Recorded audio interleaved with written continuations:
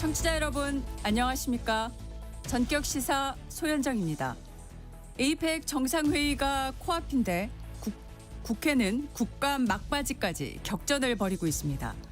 법무부의 첫 상설특검 추진 결정을 놓고도 논란입니다. 더불어민주당 수석대변인 박수현 의원, 국민의힘 김용태 의원과 함께 법사위 쟁점과 외교 정치 현안 짚어봅니다. 전격시사는 KBS 콩 어플리케이션과 유튜브로도 실시간 방송됩니다. 10월 28일 화요일 전격시사 출발합니다.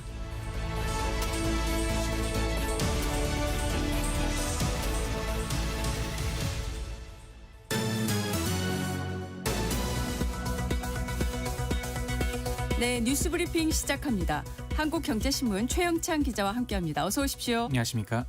한미 정상회담이 하루 앞으로 다가왔는데 베센트 미 재무장관이 신중한 입장을 나타냈네요.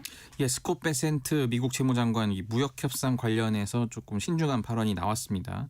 이 베센트 장관은 한미 간 협상이 29일, 그러니까 내일이죠. 내일까지 마무리될 수 있을지를 묻는 질문에 아직은 아닌 것 같다 이렇게 말했습니다. 그러면서 전체적인 틀은 이미 마련됐다면서도 처리해야 할 세부 사항이 많고 매우 복잡한 협상이라고 신중한 태도를 보였습니다. 네.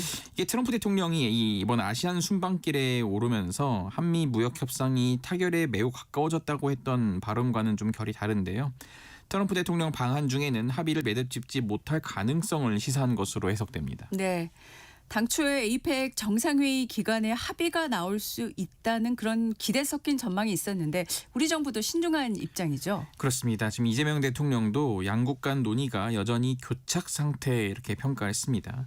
이 대통령은 이제 어제 공개된 블룸버그 TV 인터뷰에서 투자 방식, 금액, 시간표, 이익 배분 방식까지 모든 것이 여전히 쟁점이라고 말했습니다. 네. 이 오현주 국가안보실 3차장도 어제 외신 간담회를 가졌는데요.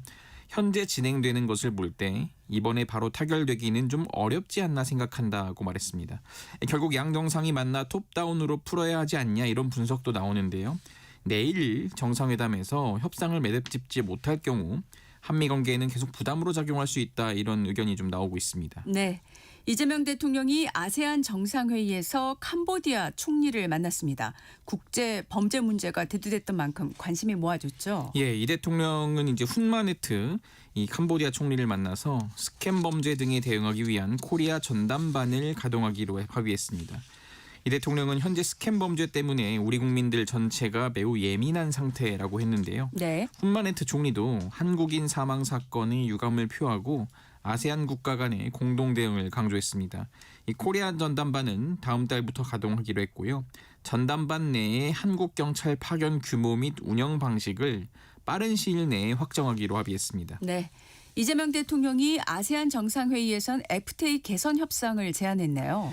예, 이 대통령은 한국과 아세안은 어려움을 함께 극복한 이웃 사촌과 같은 관계라면서 한국의 대아세안 정책 비전인 CSP 구상을 발표했습니다. 네. 한국이 아세안의 꿈과 희망을 이루는 조력자, 여기 C가 이제 조력자고요. 네. 아세안의 성장과 혁신의 도약대, 이제 스프링보더라고 하는데 그게 S고 평화와 안정의 파트너 이렇게 해서 CSP 이걸로 자리매김한다는 비전입니다. 네. 구체적으로는 한국과 아세안 간 연간 상호 방문 1,500만 명 시대를 열고 양측 간 연간 교역액을 3천억 달러로 확대하겠다고 밝혔습니다. 네, 네. 그에 앞선 이 기고문을 통해서 한국과 아세안의 이 연간 교역액이 이제 3천억 달러 달성이라는 과감한 목표와 함께 이를 위한 첫걸음으로 한 아세안 FTA 개선 협상 개시를 제안한다고 말하기도 했습니다. 그러면서 인공지능, 디지털 전환, 보건, 에너지 등 미래 산업 분야에서의 협력을 강화하고자 한다고 했습니다. 네. 엿새 동안 이어지는 경주 에이펙이 어제 개막했습니다. 첫 일정으로 최종 고위관리회의가 시작했죠. 예, 에이펙 정상회의의 최종 결과물이 될 이른바 경주선언을 도출하기 위해서 참가국 고위 관료들이 머리를 맞댔습니다. 우리 정부 대표인 윤석미 의장은 논의할 사안이 많다면서 마지막 순간까지 지금의 추진력을 이어가야 한다고 강조했습니다. 오늘까지 이제 이틀간 좀 논의한 결과를 바탕으로 외교 통상 합동 강요 회의를 거쳐서 이제 금요일 에이펙 정상회의에 보고하는데요. 의장국인 우리 정부는 경주선언과 별개로 아시아 태평양 국가들의 새로운 과제가 될 AI를 활용한 디지털 격차 해소와 인구 구조 변화 등 이 별도 선언문도 준비 중인 것으로 지금 파악이 되고 있습니다. 네, 에이펙 정상회의와 CEO 서밋을 앞두고 K조선, K방산 기업은 글로벌 기업 관계자들에게 청사진을 제시했나요? 예, 이제 눈길을 끌었던 게 이제 HD 현대였는데요. 정기선 HD 현대 회장이 이제 수석 부회장에서 최근에 이제 회장으로 승진한 다음에 처음 공식 석상에 섰습니다. 네. 그동안 세계 각국 해군 100척 이상의 수상함과 잠수함을 성공적으로 건조한 이런 사례들을 소개했고요. 특히 지난 4월 미국 최대 방산조선사인 헌팅턴 잉글스와 체결한 파트너십을 언급하면서 한미 양국의 안보와 발전을 위해 함께 나아가는 것을 목표로 하고 있다고 설명했습니다. 또 다른 이 조선 방산 대기업이죠. 한화는 연대와 기술을 통해 세계 평화에 이바지하겠다는 메시지를 전했습니다. 이번 에이펙 기간 정상회의 못지않게 주목받는 게 이제 트럼프 대통령과 북한 김정은 위원장이 만남 성사 여부인데 예. 트럼프 대통령이 연일 김 위원장을 향해서 일종의 구애 메시지를 발신하고 있어요. 예, 그렇습니다. 트럼프 대통령이 이제 말레이시아 쿠알라룸푸르를 떠나서 이제 일본 도쿄로 향하는 이 전용기 에어포스원 기내에서 이제 취재진에게 말했는데요.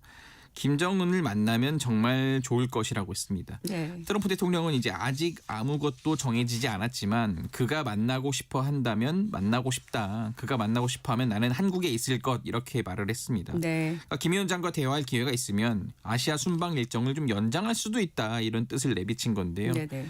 트럼프 대통령이 북한의 대화 참여를 유도하기 위해 무엇을 인센티브로 제공할 수 있냐는 질문에 우리는 제재를 가하고 있는데 이건 이야기를 시작하기 위해 꽤 큰 사안이다. 대북 제재 관련 언급도 가기도 했습니다. 네.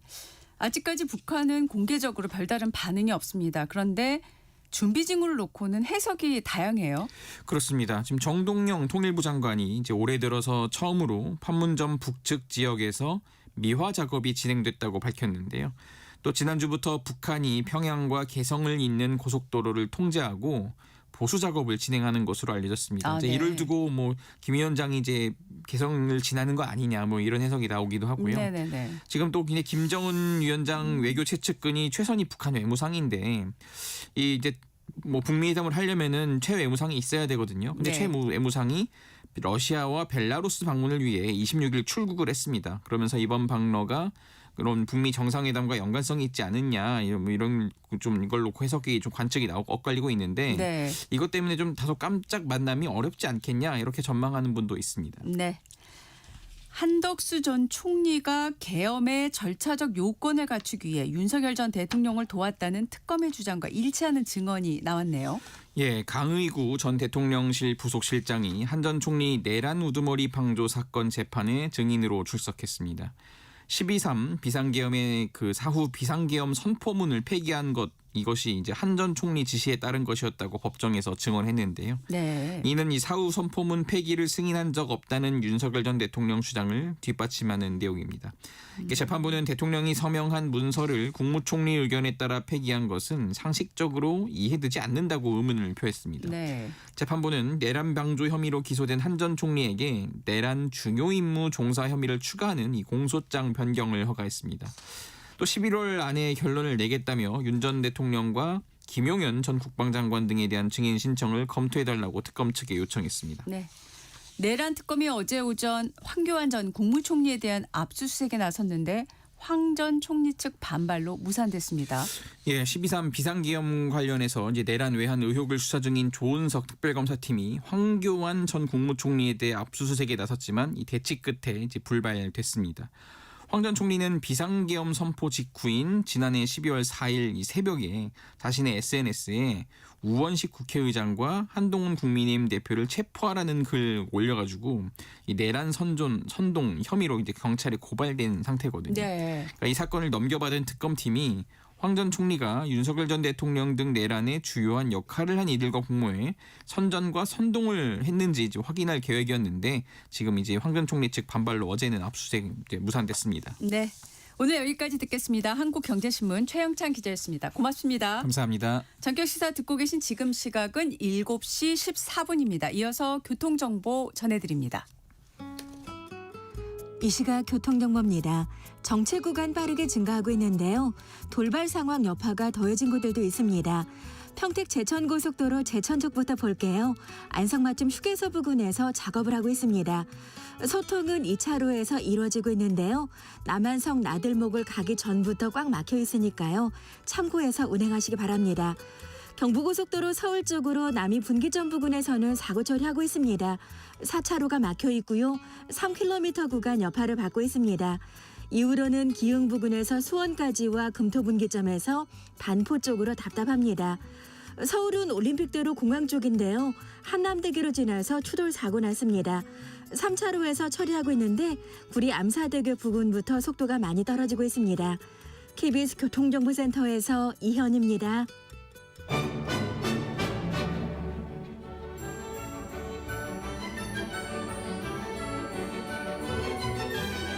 실시간 증시 현황과 전망을 발빠르게 전해드립니다.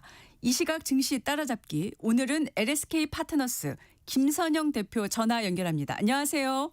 네, 반갑습니다. 네, 어제 우리나라 코스피 지수가 역사를 새로 썼습니다.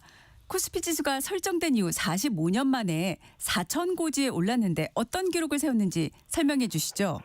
네, 일단 연간 상승과 월간 상승으로도 볼 필요가 있을 것 같은데요. 우선 연간 상승률 기준으로 기존 기록이 1999년도에 82.8%가 1년 만에 올랐어요. 근데 그 이후에 26년 만에 지금 가장 큰 기록인 68.5%를 현재 기록 중이고, 2달 남았기 때문에 아마 이거를 갈아치우지 않을까라는 그런 기대감을 가지고 있습니다. 그리고 네. 또 월간 기준으로는 2001년도 11월 달에 이제 19.7% 이후에 거의 24년 만에 18.1%를 기록했고요.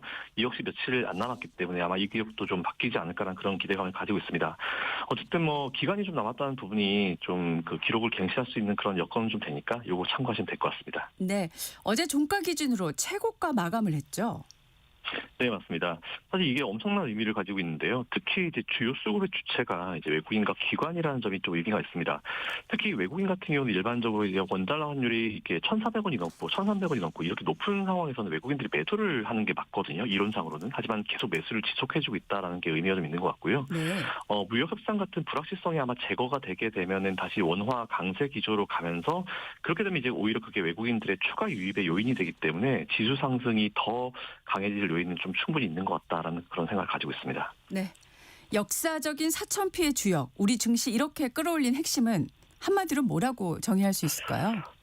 정말 많은 좋은 요건들이 있는데요. 한마디로 말씀드리면 반도체라고 좀 말씀을 드릴 수 있을 것 같아요. 아무래도 우리나라는 이제 해외에서 바라보는 우리나라 지수가 보통 MSCI 코리아 인덱스라는 게 있는데 거기에 이제 반도체가 삼성전자, SK하이닉스 같은 반도체 기업들이 거의 절반 정도 수준입니다. 그 얘기는 외국인들이 바라보는 우리나라는 곧 반도체다라는 그런 쪽으로 이제 결론을 지을 수 있을 것 같고요. 네. 그리고 최근에 이제 미국의 어떤 흐름으로 이어서 이제 이런 반도체 흐름이 이어지는 것이 우리나라 증시를 견인해주는 가장 큰 요인이다라고 좀 생각해 보면 될 것 같습니다. 네. 반도체 한마디로 정의해 주셨는데 어제 시장을 이끈 주역도 역시 삼성전자와 SK 하이닉스였습니다. 최근 증권가에서 이 두 기업에 대한 목표가 앞다퉈 올리고 있는데요. 이거 믿어도 될까요? 이게 어느 정도 되게 재밌는 게 일반적으로 증권사에서 그 목표가를 올리기 시작하면은 좀 뭔가 조정이 온다 이런 속설도 있긴 있어요. 근데 어느 정도 믿으셔도 된다라고 생각하고 있습니다. 하지만 그 기업의 매력도는 정말 다르기 때문에 잘 따져보셔야 된다는 그런 말씀을 드리는데 일단 SK하이닉스는 반도체만 하는 기업이기 때문에 반도체만 투자하고 싶으신 분들은 SK하이닉스가 맞고요. 근데 삼성전자 같은 경우는 우리가 잘 아는 대로 반도체도 팔고 휴대폰도 팔고 냉장고 세탁기 다 파는 기업입니다. 이에 네. 따라서 매출의 포트폴리오가 다양한 기업은 다양한 기업이 좋다 하시는 분들은 삼성전자 좋겠다는 그런 생각 가지고 있는데 전반적으로 이제 두 기업에 대한 상승 업사이드는 충분히 있기 때문에 그거 참고하시면 될 것 같고요. 그리고 어제 삼성전자 되게 재밌는 이슈가 좀 있어서 좀 출렁여가지고 아마 많이 걱정하실 텐데 작은 해프닝으로 넘어갔으니까 그것도 그냥 참고만 하시면 될 것 같습니다. 네. 내일 수요일이 한미 정상회담이 있습니다. 일반 회담뿐만 아니라 사실 무역 협상에 대한 결과가 기대치가 컸는데 현재는 좀 신중한 입장으로 양국 정부가 얘기를 하고 있어요. 이 결과는 어떻게 네. 나타날까요? 일단은 최근까지 나온 발언을 보면은 어차피 협상이기 때문에 최대한 발언을 조심할 거예요. 근데 최근까지 나온 발언을 보면은 확실히 큰 틀에서 협상은 거의 마무리 단계고 이제 세부 사항을 좀 조율 중이다라는 그런 내용으로 보이는데 아직 디테일을 잡고 있는 부분이어서 쉽게 우리가 속단하기는 어렵지만 곧 마무리가 되지 않을까라고 생각하고 있고요. 사실 모양새가 제일 좋죠. 에이펙이라는 큰 행사에서 이제 29일에 만나가지고 사인을 한다는 것 자체가 모양새가 되게 좋기 때문에 어쨌든 협상을 마무리 지으려고 정말 노력을 많이 하고 있을 겁니다. 그래서 결론이 좀 잘 나왔으면 좋겠다는 생각을 가지고 있고요. 사실 걱정은 제 개인적인 걱정도 되긴 하지만 우리나라와 미국이 걱정이 아니고요. 미국과 중국의 협상이 걱정이기 네. 때문에 그 부분은 좀 지속적인 모니터링이 필요하다라는 생각을 가지고 있습니다. 네. 미국 증시로 가보겠습니다. 현지 시간 월요일이고요. 어제 미국 시장 어떤 흐름을 보였는지 정리해 주시죠. 네, 미증시는 뭐 정말 강합니다. 뭐 특히 이제 미국과 중국과의 회담에서 좀 좋은 결과가 나올 것이다라는 그런 낙관론이 엄청나게 많았고요. 이에 S&P 500 지수는 사상 처음으로 6,800선을 돌파하면서 정말 강한 모습을 보였고, 뭐 다우존스 0.71, 나스닥 1.86, S&P 500 1.23, 그밖에 뭐 니케이, 상해, 항생 어제 다 올랐고요. 영국 지수, 뭐 프랑스 캐아크 지수, 독일 지수 다 올랐기 때문에 전 세계 증시가 다 정말 좋은 강한 흐름을 보이고 있다. 이렇게 좀 생각하시면 될 것 같습니다. 네. 미국 증시뿐만 아니라 세계 증시에 대한 낙관론이 이어지면서 인공지능하고 반도체주로 매수세가 집중됐네요. 네, 맞습니다.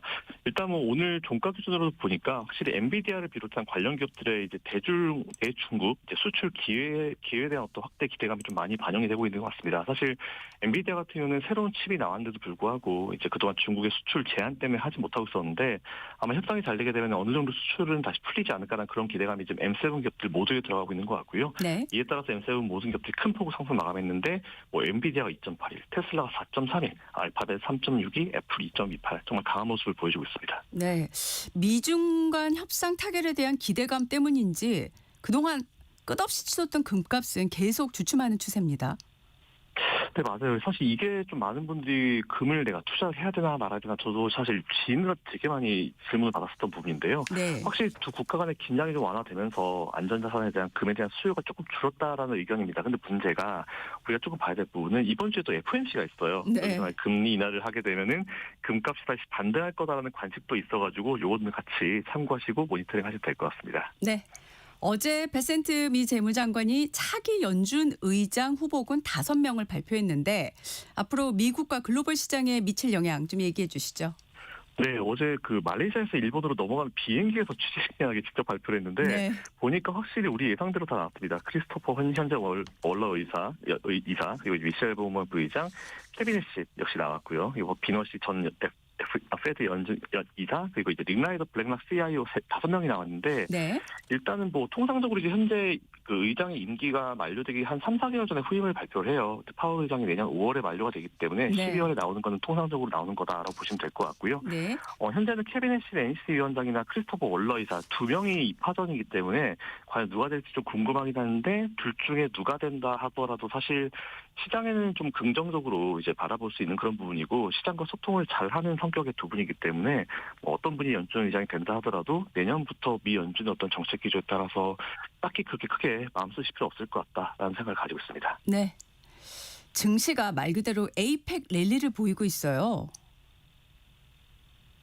네, 맞습니다. 거의 뭐 농담 반 진담 반으로 이제 거의 트럼프 대통령 월드 투어 분들 월드 투어 한다는 얘기 하잖아요. 네, 거의 네. 트럼프 대통령 월드 투어라는 그런 표현을 제가 좀 쓰고 있는데 네. 미국과 중국 간의 무역 협상 타결 가능성을 넘어서 이제 많은 다니는 지역마다 이제 아세안 국가들과 협상도 마무리 짓고 사인을 하고 있는 상황이거든요. 그렇기 네. 때문에 이런 것들이 이제 에이펙 랠리라 불리고 뭐 트럼프의 월드 투어다라는 그런 표현을 하고 있는데 어쨌든 이거를 우리가 어떻게 바라봐야 되냐. 이건 그간 사실 수개월 동안 우리나라 시장을 포함해가지고 전 세계를 괴롭혔었던 이제 악재였잖아요. 네. 그 악재가 소멸된다라고 좀 시장이 지금 빠르게 인식을 하고 있는 것 같습니다. 그래서 우선 지금 시장의 선반영이 좀 많이 되고 있어요. 그래서 네네. 좀 저의 아주 작은 걱정은 이 협상이 타결되고 나서 이제 뭔가 나올 건 다 나왔다라고 하면서 시장이 좀 쉬어갈 가능성에 대해서도 우리가 염두는 분명히 해줘야 되기 때문에 네네. 이 부분은 체크하시면 될 것 같은데 일단 현재까지로 봤을 때는 일본이 어제 2%대, 뭐 우리나라 정말 강력한 모습 보여줬고 뭐 대만, 홍콩, 중국 다 1%대 상승 마감했기 때문에 좋은 것 같고요. 그리고 그 흐름이 최소한 이번 주까지는 이어질 겁니다. 근데 문제는 이제 다음 주에 모든 행사가 다 끝나고 나서 이제 다시 원래대로 돌아갔을 때 시장은 분명히 뭔가 악재든 호재든 뭔가 집중할 구석이 사라져요. 이렇게 되면은 우리가 앞으로 어떻게 풀어야 될까라는 그 부분을 걱정하기 때문에 그건 우리가 같이 좀 지켜볼 필요가 좀 있을 것 같습니다. 오늘 우리 시장에 이 에이펙 랠리 흐름이 계속 이어질까요? 저는 충분히 이어질 수도 있다라고 판단하고 있습니다. 일단 어저께도 그랬지만 삼성전자랑 SK 등 우리나라를 사실상 먹여 살리는 반도체 기업의 주가가 강세를 유지하고 있어요. 게다가 또 최근에 이제 반도체 D램의 가격도 올라가면서 이 기업들에 대한 어떤 예상치를 계속 올려주고 있는 상황이고, 근데 문제는 이제 너무 대형주만 움직이기 때문에 네. 개인 투자 비중은 사실 중소형주에 굉장히 많아요. 그래서 중소형주들이 좀 올라줘야지 개인 투자자들도 와 나도 이제 주식으로 돈 벌었다. 이제 연말이잖아요. 네. 네, 그런 사이 좀 됐으면 좋겠는데 아직까지는 그런 흐름이 이어지지는 못하고 있지만 곧 조만간 그렇게 흐름이 이어질 거다라고 보고 있어가지고 그것도 좀 긍정적으로 보실 수 있는 내용인 것 같고요. 또한 환율 강세도 사실 지속적으로 외인들이 앞에서 말씀드린 대로 매수를 해주고 있는 상황이에요. 그러니까 이게 달러가 이렇게 높은데 원달러 환율이 이렇게 높은데 외국인들이 들어온다라고 하는 거는 네. 이게 원화 강세, 즉 달러 환율이 떨어지게 되면은 외국인들이 환차익 때문에 더 들어올 수 있는 요인이 되거든요. 아, 이렇게 되면 네. 이제 외국인들이 강력한 매수세로 인해서 지수를 더 들어줄 수 있을 거다라는 그런 생각을 가지고 있습니다. 그리고 어쨌든 뭐 미국이랑 중국이랑 또 협상이 타결되게 되면은 연말에 이제 크리스마스 들어가고 뭐 이렇게 하기 때문에 소비 시즌이 시작됩니다. 이에 따라서 글로벌 경기 회복 기대감으로 들어갈 수 있게 되면서 아마 올 연말까지 지수는 더 강한 흐름이 보여지지 않을까라는 그런 판단을 가지고 있어가지고 그동안 사실 몇 년 동안 되게 많이 고생하셨어요. 근데 그 고생을 좀 덜어낼 수 있는 연말 그리고 내년이 되지 않을까라고 생각하고 있습니다. 조금 부정적인 가정이긴 합니다만 네. 미중 정상회담에서 만약 우리 기대와 달리 예상 밖의 변수가 나오면 시장은 어떻게 반응을 보일까요? 사실 뭐 우리나라나 미국 혹은 뭐 미국과 중국 사실 이게 협상이에요. 그리고 이게 에이펙이라는 큰 회담이 있어서 우리가 이쯤 되면 뭔가 모양새가 나오지 않을까라고 생각을 하고 있는데 협상이라고 하는 거는 행사랑 상관이 없습니다. 솔직히. 그래서 저는 모양새가 이쁘다 그뿐이지 만약 이번 행사에서 이제 협상이 타결이 못 된다 하더라도 뭐 크게 걱정하실 필요는 없을 것 같아요. 왜냐하면 이제 어느 정도 마무리 구간으로 들어가고 있고요. 네. 그리고 미국은 협상을 빨리 끝내야 합니다. 왜냐하면 이제 중간 선거 모드로 들어가야 되기 때문에 네. 이 큰 이슈를 빨리 정리하고 이제 미국 트럼프 대통령은 중간 선거를 준비해야 되는 시기로 들어가기 때문에 일단 미국은 빨리 협상을 끝내고 싶어 할 거예요. 하지만 이제 중국은 그걸 아는 거죠. 그러니까 중국은 버티고 있는 거고 미국은 좀 빨리 끝내고 싶어가지고 좀 강하게 나오는 것 같은데 그래서 사실 에이펙에서 결론이 나오면 제일 뭔가 모양새가 이쁘긴 하죠. 근데 그게 나오지 않는다 하더라도 단기적으로 눌림은 있을 수 있겠지만 오히려 그걸 이제 투자의 기회로 삼으시면 될 것 같고요. 협상은 시간이 걸릴 수 있겠지만 말 그대로 협상이기 때문에 시간이 지나도 해결이 될 것이다라고 좀 생각하고 있습니다. 네, 오늘 말씀 여기까지 듣겠습니다. 이 시각 증시 따라잡기 LSK 파트너스 김선영 대표와 함께했습니다. 고맙습니다. 감사합니다. 이어서 날씨 정보 전해드립니다.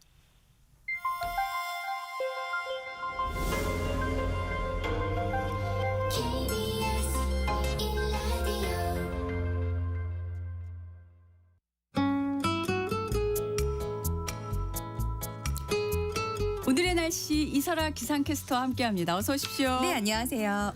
가을인데 초겨울 추위 네. 계속되고 있네요. 네. 오늘 아침 어제보다 기온이 좀 더 내려갔죠? 네, 오늘 아침 출근길 어제보다 기온이 더 내려가 올가을 들어 가장 춥습니다. 이 대구와 경북 일부 지역에 한파주의보가 내려진 가운데 한파특보가 해제된 다른 지역도 대부분 올가을 최저기온을 기록하고 있습니다.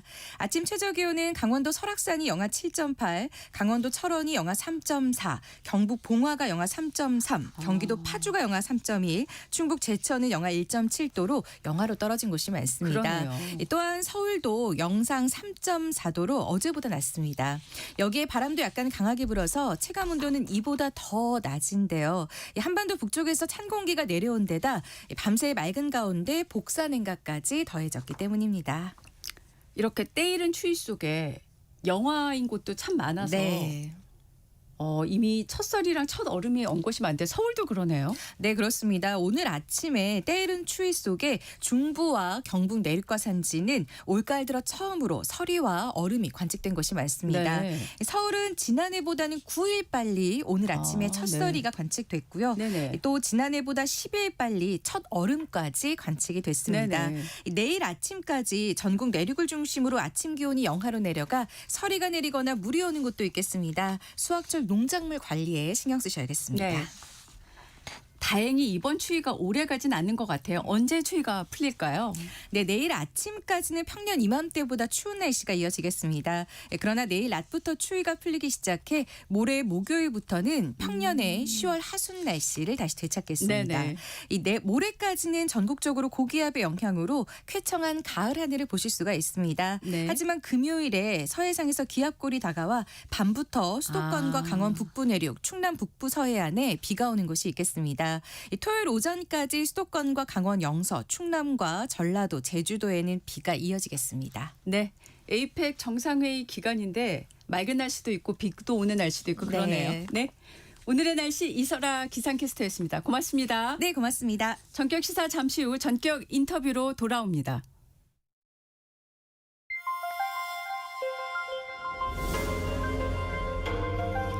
KBS 1라디오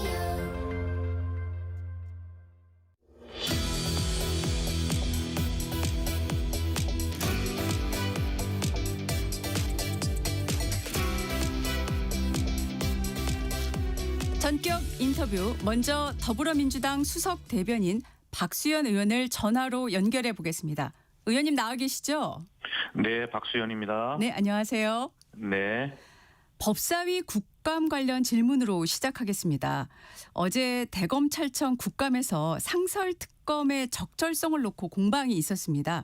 관봉권 띠지 분실 사건 그리고 쿠팡 퇴직금 사건 불기소 외압 의혹에 대한 법무부 장관의 상설특검 결정을 놓고 공방이 벌어졌는데 이 부분 어떻게 평가하실까요? 어제 그 정성호 장관이 한 3, 4일 전인가요? 그 SNS에 올린 글을 보니까 이렇게 썼더라고요. 네. 법무부는 그동안 국민들의 의구심 해소를 위해 대검찰청으로 하여금 감찰을 통해 진상규명을 추진해 왔습니다. 그러나 검찰의 자체 감찰만으로는 국민의 신뢰를 얻기 어렵다는 판단에 이르렀습니다. 이렇게 썼어요. 네. 당연한 말씀이죠. 지금 국민들께서 그 관봉권의 띠지를 검찰이 분실했다, 훼손했다. 이것에 대해서 어떤 심정인지 그 야당은 또 검찰은 이런 국민의 심정을 알기나 할까요?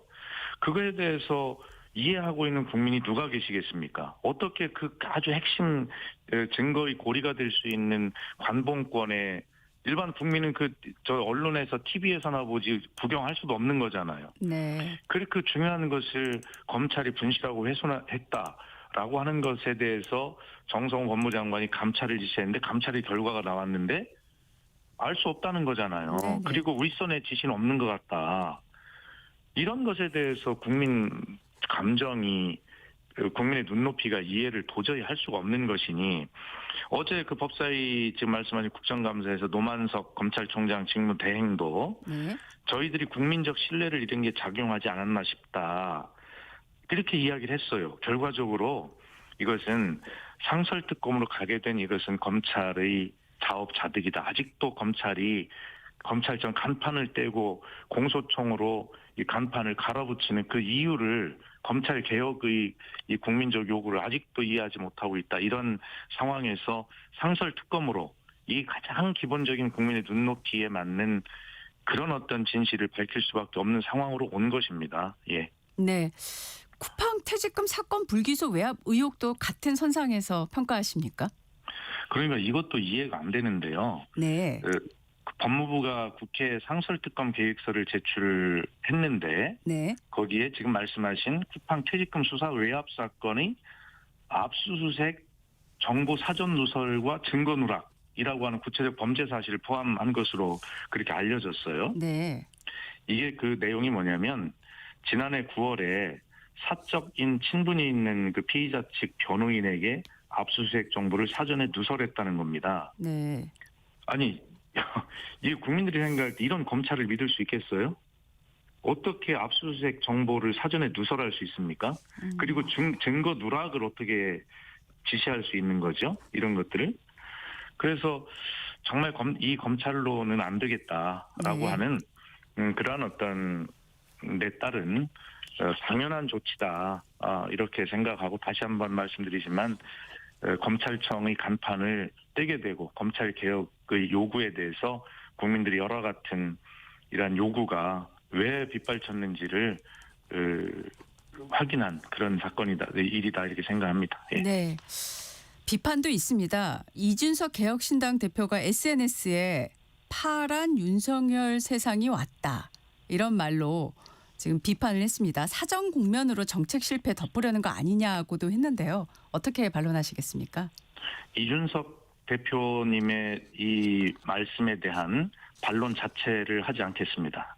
반론할 가치를 느끼지 못하고요. 네. 이준석 개혁신당 대표님은 우리 국민께서 기대하시는 젊은 정치인이고 개혁신당의 당 대표 아니십니까? 개혁이라는 당명이 무색하죠. 그리고 이준석 대표님의 개인으로도 정치 인생이 앞으로 많이 남아 계신데 이렇게 시대 정신과 시대 과제를 읽지 못하고 오히려 국민을 다른 쪽으로 이렇게 이끌려고 하는 이런 지도자가 저는 하실 말씀이 아니라고 생각합니다. 네, 하여튼 뭐 매우 적절치 않은 개혁신당 당 대표답지 않은 그리고 이준석 정치인 뭐 저도 좋아하는 측면이 있었습니다만 그런 어떤 적합하지 않은 그런 말씀을 하셨다라고 생각합니다. 네. 검찰 내무방에 이런 글이 올라왔습니다. 지금 상설특검에 검사와 검찰 수사관 파견을 반대한다는 글인데요.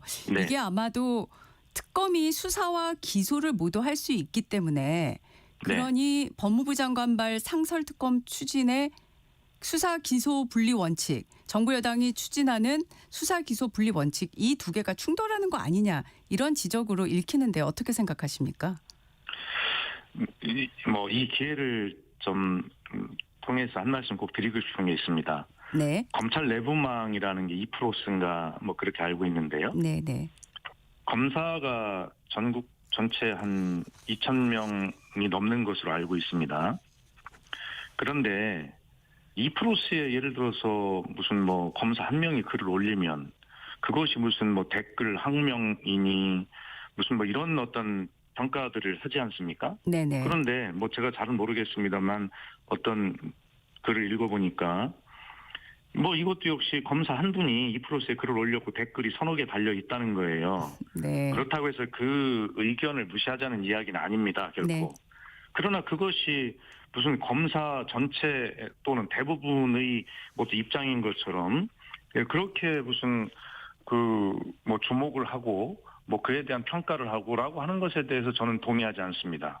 그리고 지금은 네. 검사 한두 명의 그런 어떤 내부망에 올린 의견 그런 것이 중요하게 주목을 받는 만큼 더 주목을 받아야 하는 것은 검찰 개혁에 대한 열망을 가지고 있는 이 많은 국민들의 목소리 그리고 지난 대선에서 선택한 국민들의 결과 뭐 이런 것들이 더 주목을 받아야 되지 않겠습니까? 네. 결과적으로 이 상설특검이나 뭐 이런 것들에 대해서 검사 한 명 2%에 올린 글을 가지고 저는 이것을 뭐 어떤 일반화해서 평가하는 것은 적절치 않고 네. 개별 검사 한두 명 또는 두세 명의 항의에 불과하다 이렇게 평가하겠습니다. 네. 이런 우려도 있습니다. 지금 특검이 3개가 돌아가고 있는데 또 상설특검까지 하면은 네. 거기에 파견되는 검사와 검찰 수사관까지 하면 네. 일반 민생 사건 처리가 지연되지 않겠느냐 이런 우려가 있는데 이건 어떻게 보십니까? 예, 당연히 그런 부분들은 걱정을 해야 되겠죠. 그러나 지금은 개혁과 청산의 시기입니다. 이 개혁을 할 때 제대로 하지 못하면 오히려 장기적으로 국민들이 민생에 끼치는 영향이 훨씬 크고 막대하다라는 사실을 우리는 역사에서도 배우고 우리 경험에서도 잘 알고 있습니다. 네. 지금 걱정해 주신 부분들에 대해서 충분하게 왜 법무부가 또 국회가 걱정을 안 하겠습니까? 그러나 그렇다고 해서 지금 이 문제를 그냥 덮고 넘어갈 수는 없는 일 아니겠습니까? 그런 측면에서 저희들이 지금 지적해 주신 부분들에 대해서 최선을 다해서 뭐 대책도 세우고 뭐 해 갈 것이고요. 그러나 드리고 싶은 말씀은 아무리 그렇다고 해도 결과적으로 지금 할 일을 지금 하지 않으면 더 국민의 민생에 더 큰 해악을 끼치게 되는 결과를 가져올 것이다. 라고 그렇게 생각하고 지적해 주신 부분도 잘 명심하겠습니다. 네. 대통령도 관련 발언을 하셔서요. 결국 법무부 장관의 결정은 상설특검 결정은 대통령의 의중이 담겼다고 봐야겠죠. 대통령님의 의중은 국민들의 평균적인 눈높이와 네. 대체로 다 저는 일치한다고 생각을 합니다. 그것은 대통령의 의중과 더불어서 국민들의 그런 마음이 눈높이가 당연히 담겨 있다 그렇게 생각합니다. 네. 다음 질문으로 넘어가 보겠습니다. 네.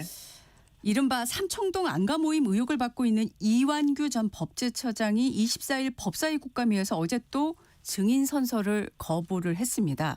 수사 네. 중인 사안이라는 이유를 들었는데 어떻게 보셨습니까?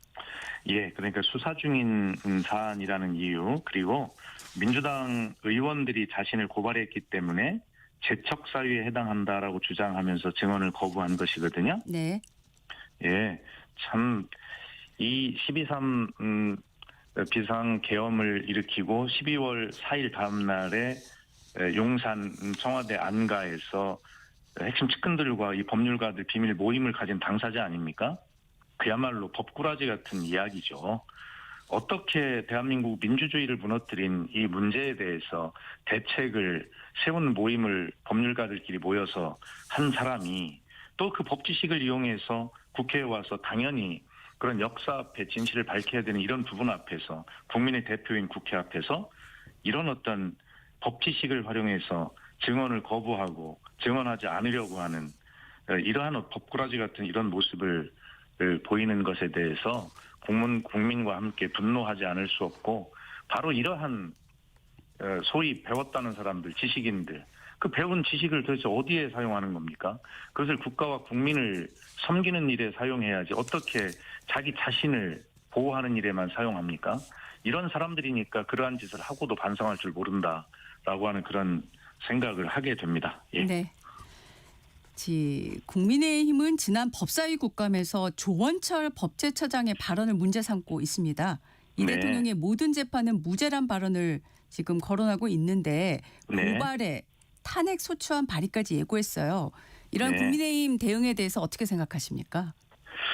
예, 뭐 저도 그 조원철 법제처장이 뭐 두 가지 주장을 했죠. 그 중에 하나가 지금 말씀하시는 것처럼 이재명 대통령이 모든 재판은 무죄라고 이렇게 주장을 한 것인데요. 당연히 개인적으로 저도 이재명 대통령의 혐의가 저도 무죄라고 생각을 하는 사람입니다. 그러나 그것을 공적인 지위와 책임이 따르는 그런 자리에서 그것을 주장하지는 않습니다. 특히 법제처장이 국정감사라고 하는 그런 곳에서 그렇게 자신의 신념을 밝힐 자리는 아니죠. 그런 측면에서는 추미애 법사위원장이 그런 발언을 해서는 안 된다라고 제지하기도 한 것으로 알고 있는데요. 네네. 하여튼 그런 부분에 대해서는 비판을 받을 수 있다고 생각합니다. 다만 뭐 그것이 이 탄핵까지 추진이 될 일인가 하는 문제에 대해서는 역시 야당의 대응도 뭐 과도하지 않은가라고 하는 뭐 이런 측면에서는 서로 한번 생각해볼 문제는 있으나 그러나 조원철 법제처장의 그 발언은 비판을 받을 수 있는 소지가 있다 이런 생각을 가지고 있습니다. 네. 야당이 탄핵 소추안을 발의한다고 해도 현실적으로 의석수 때문에 국회 문턱 넘기는 어렵다는 거는 다들 아는 상황인데요. 일종의 야당도 잘 알고요. 여론전으로 생각이 되는데 이게 효과가 있다고 생각하실까요? 예, 야당은 늘 그 메시지로 그렇게 국민께 자신들의 입장을 뭐 알리는 위치에 있지 않습니까? 그렇기 때문에 좀 실현 가능성이 없다 하더라도 이런 어떤 메시지들을 통해서 그 조원철 법제처장의 발언이 잘못되었다라고 하는 것을 국민께 알리고 싶은 그런 야당의 전략일 수 있죠. 예. 네. 그 사법부 신뢰회복 TFO 관련한 질문으로 넘어가 보겠습니다. 네. 네, 26일 의총을 했고 하루 만에 정청래 대표가 사법부 신뢰회복과 사법행정 정상화 태스크포스 구성을 지시하고 어제 전현희 최고위원을 단장으로 임명을 했는데요. 네. 이 태스크포스가 그 지향하는 방향 내용은 일단 크게 뭘까요? 그러니까 일요일 날 본회의에 앞서서 의원총회가 열렸잖아요. 네네. 거기에서 정청래 대표가 공개된 모두 발언에서 뭐 이렇게 이야기를 했습니다. 법원이 너무 폐쇄적이다. 네. 법원 행정처를 중심으로 너무 수직화돼 있는 게 아니냐. 네. 그다음에 인사 행정 등을 공개적이고 투명하게 좀 더 민주화하는 것을 고민할 때가 아니냐는 얘기가 있어서 네네. 당에서 진지하게 그리고 당정대 조율을 거쳐서 토론해볼 시점이 왔다는 생각이 든다. 이렇게 애둘러서 이야기를 했어요. 네. 공개 발언을 한 것입니다. 네네. 그러기 때문에 이 말을 해석을 해보면 법원 행정처를 중심으로 이 사법 행정이 너무 좀 이 개혁할 필요가 있는 게 아니냐라고 하는 그러한 어떤 방향성을 제시한 것이고요. 네. 이 부분은 그 사법개혁이라는 그런 측면에서 보더라도 뭐 기왕에 사법개혁을 할 때 필요한 논의돼 왔던 그런 부분들을 할 때 하는 것이 맞겠다라고 하는 정청래 대표의 판단이 아닐까? 뭐 또 그런 어떤 지도부의 생각이 아닐까? 뭐 수석 대변인으로서 그렇게 생각을 해 봅니다. 네. 다만 이번은 그 외교 주간이기 때문에 네네. 또 국감이 아직 끝나지 않은 상태에서 뭐 이런 부분들을 구체적으로 말씀드리거나 논의할 주간은 아닌 것 같고요. 네. 그래서 어제 제가 설명을 드릴 때 무정쟁 주간인 이번 주 내로 잘 준비해서 다음 주 월요일부터 네. ETF가 활동에 들어갈 것이다 이렇게 말씀을 드렸기 때문에 네네. 이 문제는 어떤 내용일지 어떤 방향으로 갈지는 네네. 다음 주쯤에 그렇게 시작이 되지 않을까 이런 생각을 하고요. 네. 정리해서 말씀을 드리면 지금 그 시사인에서 주요 네. 국가기관 신뢰도 조사를 한 것이 있거든요. 예. 거기 보면 저도 개인적으로는 법원, 대법원, 판사님 이러면 아직도 다른 사회 부분과는 다른 그 신뢰감을 가지고 있거든요. 예. 그런데 깜짝 놀랄 것이 그 주요 국가기관 신뢰도 조사를 해보면 대법원, 사법부가 4.11점을 기록했거든요. 네. 근데 거기에 이제 비교 대상이 이제 국회가 4.19점, 국가정보원이 4.23점, 헌법재판소가 4.92점으로 네. 그렇게 신뢰를 아직도 국민이 가지고 있는 것 같은데 대법원, 사법부에 대해서 4.11점으로 계속 최하위예요. 거의 국회보다도 낮잖아요. 네. 거의 뭐 동물국회, 식물국회 하는 국회보다도 점수가 낮은 것은 심각한 것이다. 그런데 이것이 올해만 그런 게 아니라 이 신뢰도 점수가 대법원이 매년 떨어져 왔어요. 네. 2021, 2년 때 보면 4.26점에서 4.24점으로 4.20점으로 드디어 올해는 4.11점으로 계속 하락 추세에 있는 것이거든요. 네네. 무엇인가 사법부에 대한 국민의 신뢰에 문제가 생긴 것입니다. 그렇기 때문에 사법 개혁이 필요한 것이죠.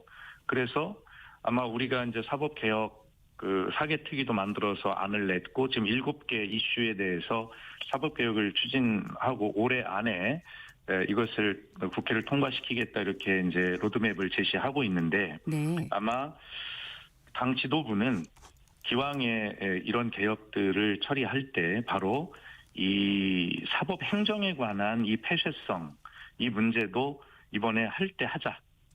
때가 되었다라고 하는 그런 마지막 퍼즐을 사법개혁의 마지막 퍼즐을 맞추는 생각을 하고 있는 것 같은데 요 법원 행정처를 중심으로 한 사법행정위원회 그걸 폐지하고 사법행정위원회를 구성하는 뭐 신설하는 그런 방향은 이미 21대 국회 때부터 네.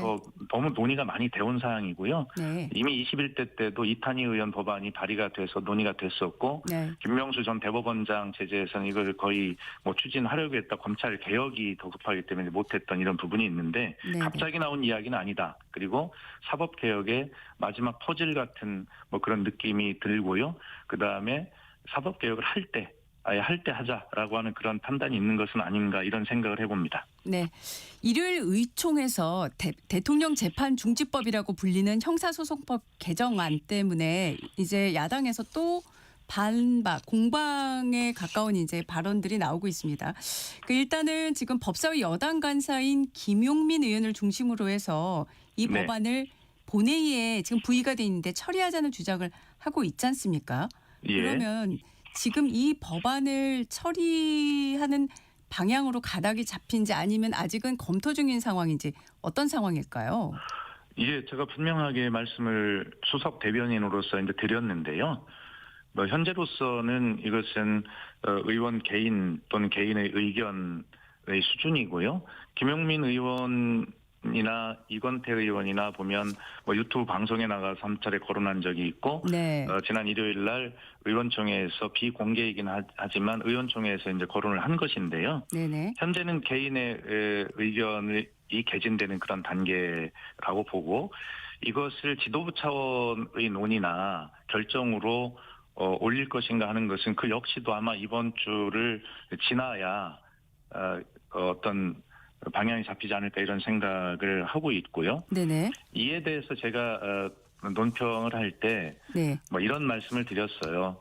불을 떼니 물이 끓는 것이다 이렇게 말씀을 드렸는데요. 그게 예. 무슨 뜻이냐면 사실 이 재판중지법에 대한 이런 의원들 개개인의 의견이 나오게 된 것은 뭐냐면 국정감사에서 국민의힘의 이제 송원석 원내대표가 질문을 하게 되죠. 지금 이 재판이 대통령에 대한 재판이 중지가 되어 있는데 이것이 재개되는 것이 가능하냐라고 물었고 네. 법원에서 뭐라고 얘기를 했냐면 이론적으로 가능하다. 뭐 이렇게 해서 다 유보적인 입장을 취했거든요. 네. 그렇기 때문에 불을 뗀다는 것은 이거 내란 재판이 아니라 이 재판 중지된 이재명 대통령이 재판을 재개하라라고 하는 그러한 야당의 이 시그널이 아니냐라고 네. 그렇게 저희들은 받아들일 수밖에 없었던 것 같아요. 그래서 네. 그리고 또 야당도 말씀하시는 당 대표의 마이크 앞에 보면 재판 재개하라라고 써 있잖아요. 그렇기 때문에 그 야당에서 이제 이렇게 자꾸 재판을 재개해야 된다라고 하는 그걸 자꾸 말씀을 하시니까 의원들 사이에서는 입장을 바꿔놓고 생각하면 당연히 이미 법사위를 통과해서 본회의에 올라가 있는 법안이 있는데 그럼 이거 통과시켜야 되겠다는 생각을 하지 않겠습니까? 그렇기 때문에 이 문제는 제가 그래서 상징적으로 불을 떼니 물이 끓는 것입니다라고 이렇게 말씀을 드렸는데요. 현재는 개인의 의견이 나오는 단계이고 이것이 지도부 차원의 논의나 결정으로 가게 될지는 아직은 그런 단계는 아니다 이렇게 말씀드릴 수 있습니다. 네. 국민의힘에서는 이렇게 얘기합니다. 재판이 멈추면 정권도 멈춘다. 그리고 무죄가 확실하면 재개 못할 이유가 없다. 어떻게 반론하시겠습니까? 반론할 필요가 없습니다. 그 문제는. 결과적으로 지금 앞에 설명드렸듯이요. 네. 반론이 필요하지 않은 발언이다 이렇게 생각을 합니다. 그것은 지금 국민의힘이 지금 제가 무정쟁 주간을 당대표가 선언해 놓은 상태라 네. 뭐 국민의힘이라는 당명을 대변인의 입에서 논평에서 삭제하도록 하겠다고 어제 말씀을 드렸는데 그것은 국민의힘이라는 당명을 걸고 비판하지 않겠다는 뜻이지 이렇게 설명하는 데는 또 필요한 것 같아요. 그래서 말씀을 드리는데 자꾸 그렇게 먼저 불을 떼시니까 민주당 안에 이걸 재판중지법을 통과시키겠다. 그래야 되는 거 아니야? 라고 하는 물이 끓고 있는 건 아닌가. 이미 설명을 그렇게 드린 것입니다. 예. 알겠습니다. 지금 국민의힘이 피감기관 축의금 수수 논란이 일고 있는 최민희 과방위원장에 대해서 고발하겠다고 했습니다. 네. 지금 국민의힘은 뭐 여러 가지 제목들을 거론을 하고 있는데요. 어떻게 네. 반론하시겠습니까? 예, 최민희 과방위원장이 지난 국감에서 예를 들어서 언론사의 간부를 뭐 퇴장 명령을 했다거나, 그 다음에 국회 본회의장에서 뭐 개인 업무를 처리하는 휴대폰 화면을 시켰다거나 라고 하는 것은 부적절하다는 그런 비판을 받을 수가 있습니다. 그러나 다만 국감에서도 그 당시 상황을 들어보면 꼭 일방적으로 비난을 당할 만한 그런 상황인가에 대해서는 그것은 따져볼 필요는 있습니다만 우선 뭐 그렇게 그거에 대한 것은 뒤로 밀어놓고 어쨌든 그런 비판을 받을 수 있어요. 그러나 그 내용이 예를 들어서 과방위원장으로서의 직무와 관련된 개인이나 단체 그리고 뭐 이름을 알 수 없는 그런 어떤 사람들로부터 축의금이 왔다면 그것을 골라서 이해충돌의 가능성이 있는 그런 축의금을 골라서 돌려주고 환급했다는 거 아닙니까?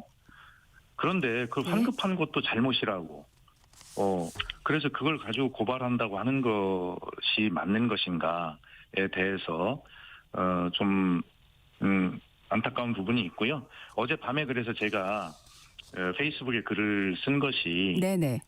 가서 성경 구절입니다. 너희 중에 죄 없는 자가 먼저 돌로 치라라고 하는 성경 구절을 인용했습니다만 그렇게 비난하는 이것은 여야를 떠나서요. 네. 이게 소위 정치인들 중에 그러면 그런 어떤 애경사가 있는데 최민희 의원처럼 그럼 적어도 그런 이해충돌의 어떤 축의금이나 부의금이나 이런 것들을 골라서 돌려주려고 하는 노력을 해본 사람이 있는가? 저는 없습니다. 그래서 제가 부끄럽다고 썼어요. 적어도 이렇게 잘잘못을 따져서 공인으로서 적절치 않은 처신을 했다거나라고 하는 것을 비판하고 네. 그것에 대한 평가를 할 수 있습니다. 네. 당연히 네네. 최민희 의원도 그에 대해 성찰하겠다고 이야기를 했고요. 그러나 그런 어떤 축의금 중에서 문제가 될 소지가 있는 부분들을 골라서 죄송하지만 정중하게 돌려드리는 그런 것도 잘못한 것입니까? 저는 그런 부분에 대해서는 네. 이해를 할 수가 없고 누가 그런 부분들에 대해서 정말 자격이 있는가 그런 알겠습니다. 것까지 비판할 자격이 있는가에 대해서 한번 돌아보자. 저는 네. 적어도 국회의원 하면서 최민희 의원처럼 다른 건 모르겠습니다만 그렇게 이해충돌이 가능성 있는 축의금에 대해서 골라서 그걸 환급해주는 그것도 용기가 필요한 일이거든요. 네. 알겠습니다, 의원님. 두 분 했으면 좋겠습니다. 네. 예. 오늘 말씀 여기까지 듣겠습니다. 지금까지 박수현 더불어민주당 수석 대변인이었습니다. 고맙습니다. 네, 감사합니다. 네, 앞서 언급한 여론조사 개요 말씀드립니다. 시사인이 한국갤럽에 의뢰해 지난 9월 14일부터 16일까지 만 18세 이상 전국 남녀 1,012명을 대상으로 실시한 2025년 대한민국 신뢰도 조사입니다.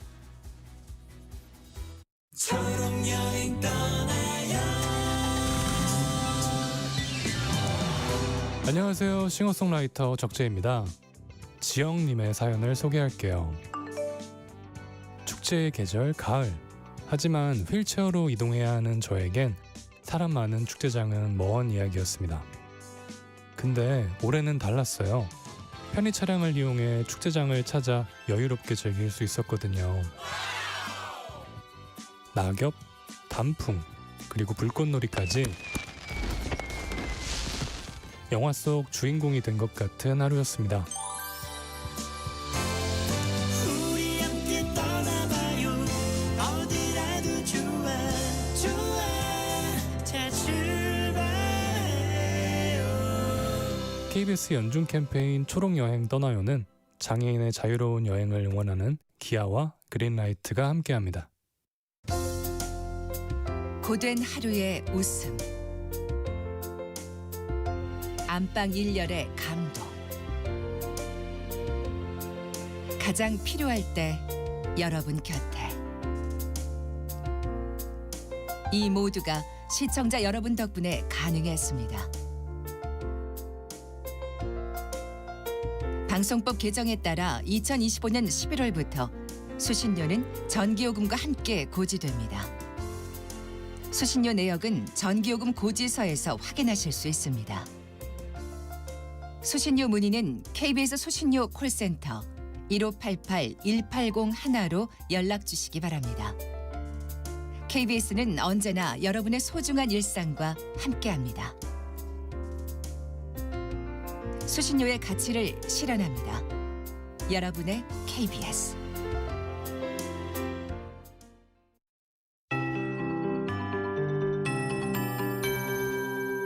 KBS 58분 날씨.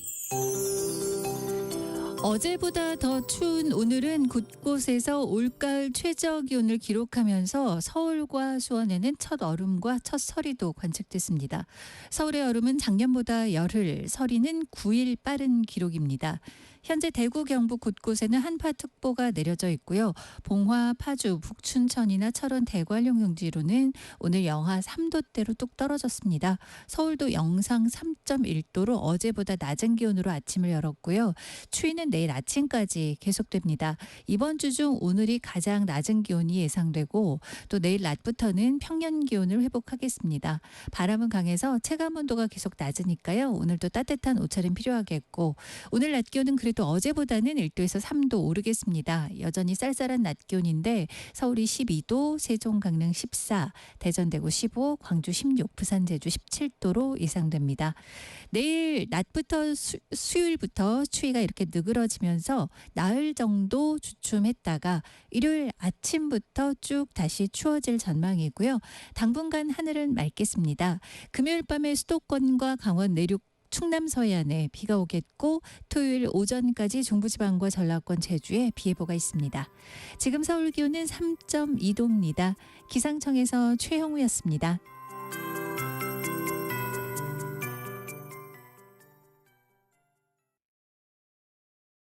정성을 다하는 국민의 방송 KBS가 8시를 알려드립니다.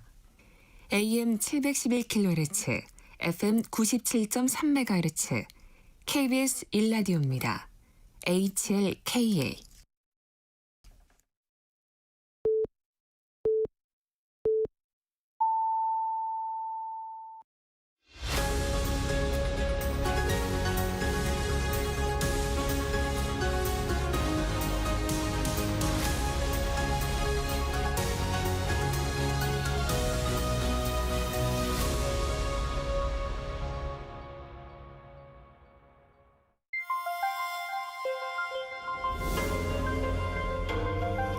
KBS 1라디오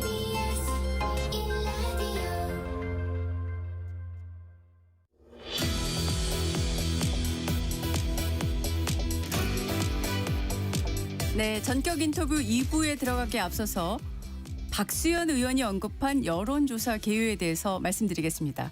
이 여론조사에 대한 자세한 내용은 중앙선거 여론조사 심의위원회 홈페이지를 참고하시면 되겠습니다. 네, 전격 인터뷰 2부 이번엔 김용태 국민의힘 의원 자리했습니다. 어서 오십시오. 네, 안녕하세요. 경기 포천시 가평군 김용태입니다. 네. 어제부터 에이펙 정상회의 공식 일정이 시작이 됐습니다. 그래서 앞서 박수현 더불어민주당 수석 대변인도 연결을 했는데 이 정쟁 없는 주간을 하자고 국민의힘에 제안을 했어요. 어떤 답변 하시겠습니까? 예, 우리나라에서 20년 만에 열리는 에이펙이고요. 또 북미 간의 대화가 과연 열릴 것이냐, 또 미중 간의 무역 어떤 패권에 대한 문제, 또 한미 간의 관세 협정에 대한 문제, 굉장히 우리 국민의 먹고 사는 문제하고 직결되는 에이펙이다 보니까 네. 당연히 외교에 특히 국익의 앞에서는 여야 없다라고 생각이 들고요. 네. 다만 정부 여당 특히 여당이 이런 말씀을 하시려면 좀 염치가 있었으면 좋겠습니다. 가령 부동산 문제에 대해서는 저희가 지적을 안 할 수가 없고요. 두 번째로 이제 에이펙이 끝날 때쯤 되면 운영위가 열릴 텐데 과연 김현지 부속실장이 여기 그 국정감사에 출석할 것이냐 말 것이냐 최소한 김현지 부속실장의 출석을 확정 지어놓고 네. 야당을 향해서 이런 제안을 하시는 게 염치에 맞지 않나 생각이 듭니다. 네. 국민의힘은 민주당을 향해서 한미 관세 협상에 진짜 성과를 가져야 한다고 이렇게 말을 했습니다. 자, 이 말을 갖고 여러 가지 해석이 있어요. 일단은 지금 앞서 정쟁 없는 주간을 말씀을 드렸는데 그래서 같이 하겠다는 거야 아닌 거야 이제 이런 얘기가 있고요. 또 관세 협상에 대해서 어떤 것을 요구하고 계신지 또 궁금하고요. 네. 그 말씀은 이제 3,500억 달러와 관련해 가지고 처음에 대통령실에서 관계자분들이 합의문도 필요 없을 정도로 회담이 잘 됐다 이런 말씀하셨던 거 아니겠습니까? 그런데 알고 봤더니 우리 국민들이 깜짝 놀랄 만한 이러한 일들이 있다 보니까 야당으로서 당연히 이 회담에 대해서 국민들의 알 권리, 특히 국민의 민생과 직결되는 부분, 국익과 직결되는 부분이기 때문에 야당으로서 당연히 그런 발언을 할 수 있을 거라고 생각이 들고요. 과연 이번에 29일 날 에이펙 그 기간에 한미 정상회담에서 관세 협정이 타결될 수 있을 것이냐에 대한 어떤 관측들이 많은데 중요한 것은 시기보다 방향성인 것 같습니다. 네. 잘 아시겠지만 이 3,500억 달러를 어떻게 투자하냐 하는 투자 방식을 두고 한미 간에 이견이 있기 때문에 당연히 저희 국민의힘 또 대한민국의 입장으로서는 국익을 최대한 극대화하는 방향 그리고 우리가 어떤 불편함이 있다면 불편을 최소화하는 방향으로 타결될 수 있도록 야당은 야당의 역할을 다하겠습니다. 네. 지금 오늘도 지금 계속 관련 속보가 나오고 있는데 지금 이재명 대통령이 외신 인터뷰 때의 발언 그리고 트럼프 대통령이 지금 아시아 순방을 위해서 에어포스 1에서 한 발언 또 베센트 미 재무장관의 발언 다 다른데요. 지금 의원님께서 보시기에는 이 한미 관세 협상이 어떤 지점에 와 있다고 보시나요? 글쎄요, 뭐 트럼프 미국 대통령의 발언을 제외하고는 나머지 분들의 그 복수의 이해관계자분들의 발언을 종합해 보면은 사실상 29일 날 타결되기는 어려운 거 아닌가 예상이 되고요. 네. 조금 전에 말씀드렸던 것처럼 시기에 대한 문제보다는 결과적으로는 방법에 대한 문제, 방향에 대한 문제가 더 중요한 것이다 보니까 네. 이 3,500억 달러의 투자 방식에 대해서 한미 간의 이견이 굉장히 많은 걸로 저도 이제 뭐 관계자들의 전언이라든지 아니면 언론을 통해서 전해 듣고 있습니다. 네. 29일 정상회담이 이제 곧 내일이니까 아마 결과를 보면 또 어느 정도 진행이 되는지 저희가 알 수 있을 것 같고요. 이번에 이제 앞서서 아세안 정상회의를 이재명 대통령이 다녀왔어요. 캄보디아 총리하고 양자회담이 있었는데 이 회담 결과는 어떻게 보셨습니까?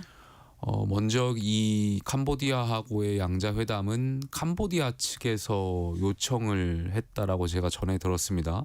그러니까 대한민국 국민이 굉장히 많은 피해를 캄보디아에서 입었음에도 불구하고 캄보디아 측에서 먼저 정상회담을 요청했다라는 그 배경에는 아무래도 캄보디아 측 입장에서는 이번 사태로 인해서 대한민국의 ODA라든지 이런 것들이 유무상 원조가 줄 것을 우려해서 캄보디아 측에서 먼저 요청한 걸로 예상이 되는데 그렇다면 당연히 대한민국 입장에서는 더 과하게 요구해도 되는 부분이 있지 않을까 생각합니다. 캄보디아 정부로부터 우리 국민의 안전과 또 지금 아직도 실종되거나 연락이 되지 않는 우리 국민들에 대해서 더 적극적인 수사를 저희가 요청했어도 되지 않았을까 아쉬움이 있고요. 네. 그리고 그 앞으로 우리가 ODA를 하는 방향에 있어서도 우리나라는 그 국제개발협력기본법에 그러한 내용이 없는데 ODA를 하는 조건에 네. 우리 대한민국의 국민의 안전을 보호하는 국가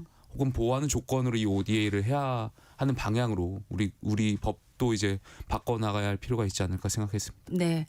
이번 사건 파장이 크고 말씀하신 대로 아직도 해결되지 않은 사건이 많아서요. 11월부터 한국과 캄보디아가 코리아 전담반을 가동을 한다고 했는데 과연 실질적인 효과가 있을지 이것을 위해서 뭐가 더 필요할지 어떻게 보십니까? 저는 너무 안타까운 것이 이것이 뭐 정권의 탓을 떠나서 정권 뭐 전임 정부도 그렇고요. 지금 이재명 정부도 그렇고 이 사건을 외교부가 왜 이렇게 방치했다라고 좀 표현을 해도 적절한가 싶을 정도로 좀 너무 저희가 관심을 두지 못했던 거 아닌가. 지난 국감이라든지 이미 당시 국민의힘의 의원들이 여기와 관련해서 여러 번의 지적이 있었음에도 불구하고 또 최근에 이제 정부가 바뀌었고 외교부 장관이 이 건에 대해서 보고를 2달 전에 받았다라는 것이 알려졌음에도 불구하고 정부가 너무 우리 국민의 보호를 위해서 손 놨던 거 아닌가에 대한 아쉬움이 굉장히 크고요. 네. 지금이라도 빨리 그 코리안 데스크를 만들어서 전담반을 만들어서 더 이상의 피해가 없도록 우리 정부와 캄보디아 정부가 더 적극적으로 협조하고 협력해야 된다라고 생각합니다. 네. 국감 이야기로 넘어가 보겠습니다. 지금 앞서 박수현 의원께도 이런 질문을 드렸습니다. 지금 그 세계 특검이 이제 돌고 있는데 관봉권 띠지 분실 의혹 그리고 쿠팡 불기소 외압 의혹 관련해서 지금 정성호 법무부 장관이 4번째 상설특검을 지금 언급을 했는데 이 4번째 특검 수사 개시에 대해서 어떻게 생각하십니까? 이재명 정부는 특별, 특수, 예외 이런 것들 좀 좋아하는 것 같습니다. 그러니까 이미 우리 법 체계 안에서 이러한 사건들을 다룰 수 있는 것들이 있음에도 불구하고 또다시 특검을 가동하겠다라는 것 굉장히 우려스럽고요. 이미 저희가 한 120여 명의 3가지 특검이 돌아가면서 파견 검사들이 있으면서 어제 언론을 확인해 봤더니 벌써 2달 만에 미제 사건이 30% 이상 올랐다라는 통계가 있었더라고요. 네. 근데 또다시 상설 특검을 가동해서 검사를 또 파견해서 한다면 도대체 민생 사건은 누가 돌보나 이런 아쉬움도 있고요.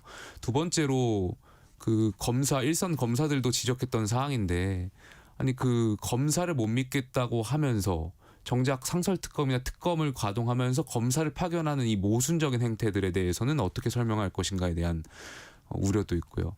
세 번째로는 이미 그 감찰이라든지 아니면 전임 그 민주당이 집권했을 때도 공수처라는 것을 만들면서 권력, 그러니까 검사라든지 판사분들에 한해서도 제대로 견제하겠다고 만든 것이 공수처 아니겠습니까? 네네.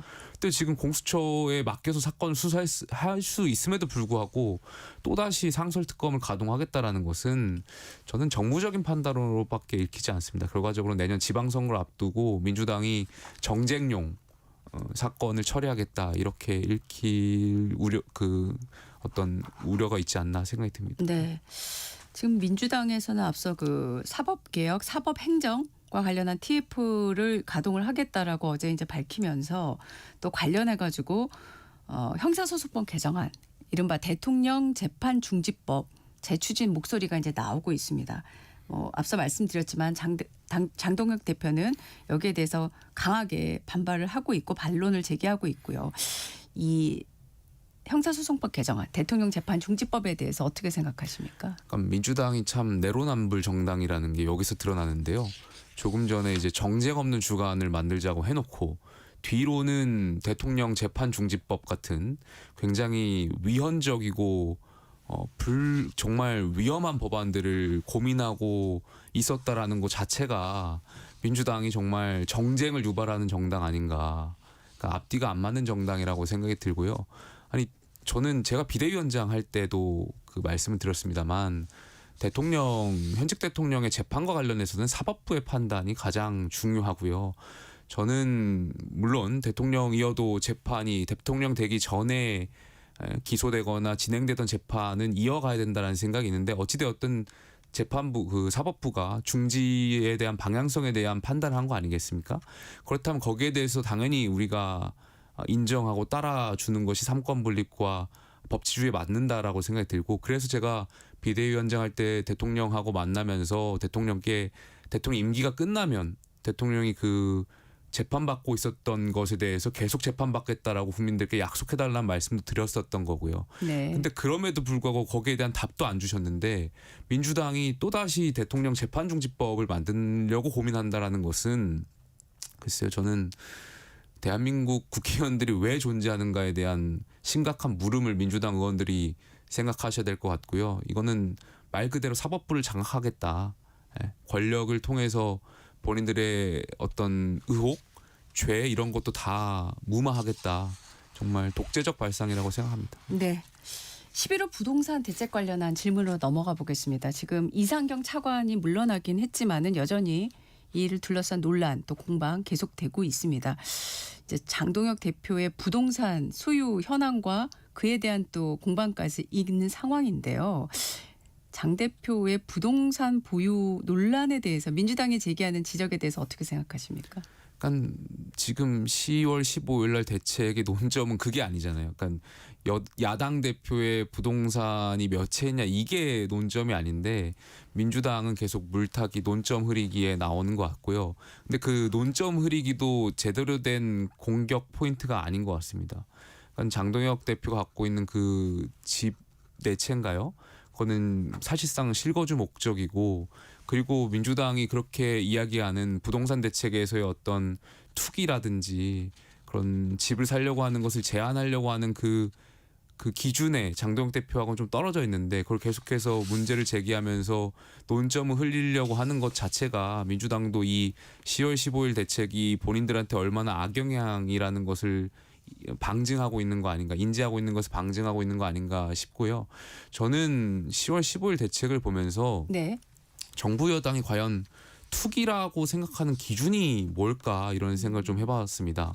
당연히 그 대한민국에서 다주택자들 특히 뭐 굉장히 많은 집을 보유하고 있는 사람들에 대해서는 당연히 여러 가지 규제를 통해서 뭐 할 수 있는 건 당연한 방향이라고 생각이 드는데 한 채를 갖고 있는 사람들, 특히 한 채를 살려고 하는 사람들이 전세를 끼고 사거나 아니면 대출을 통해서 사는 것조차도 과연 이 정부는 투기라고 보는 것인가.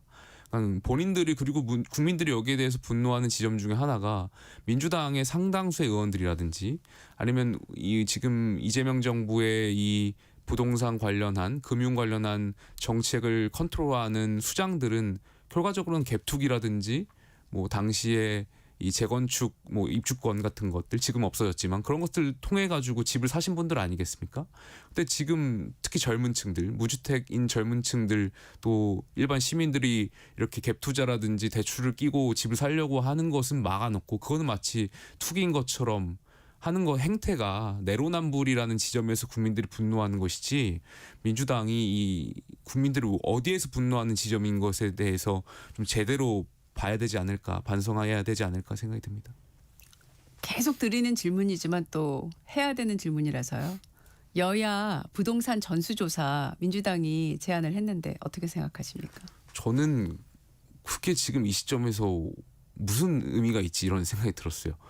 그러니까 계속해서 논점 흐리기를 민주당이 이어나가는 것 같고요.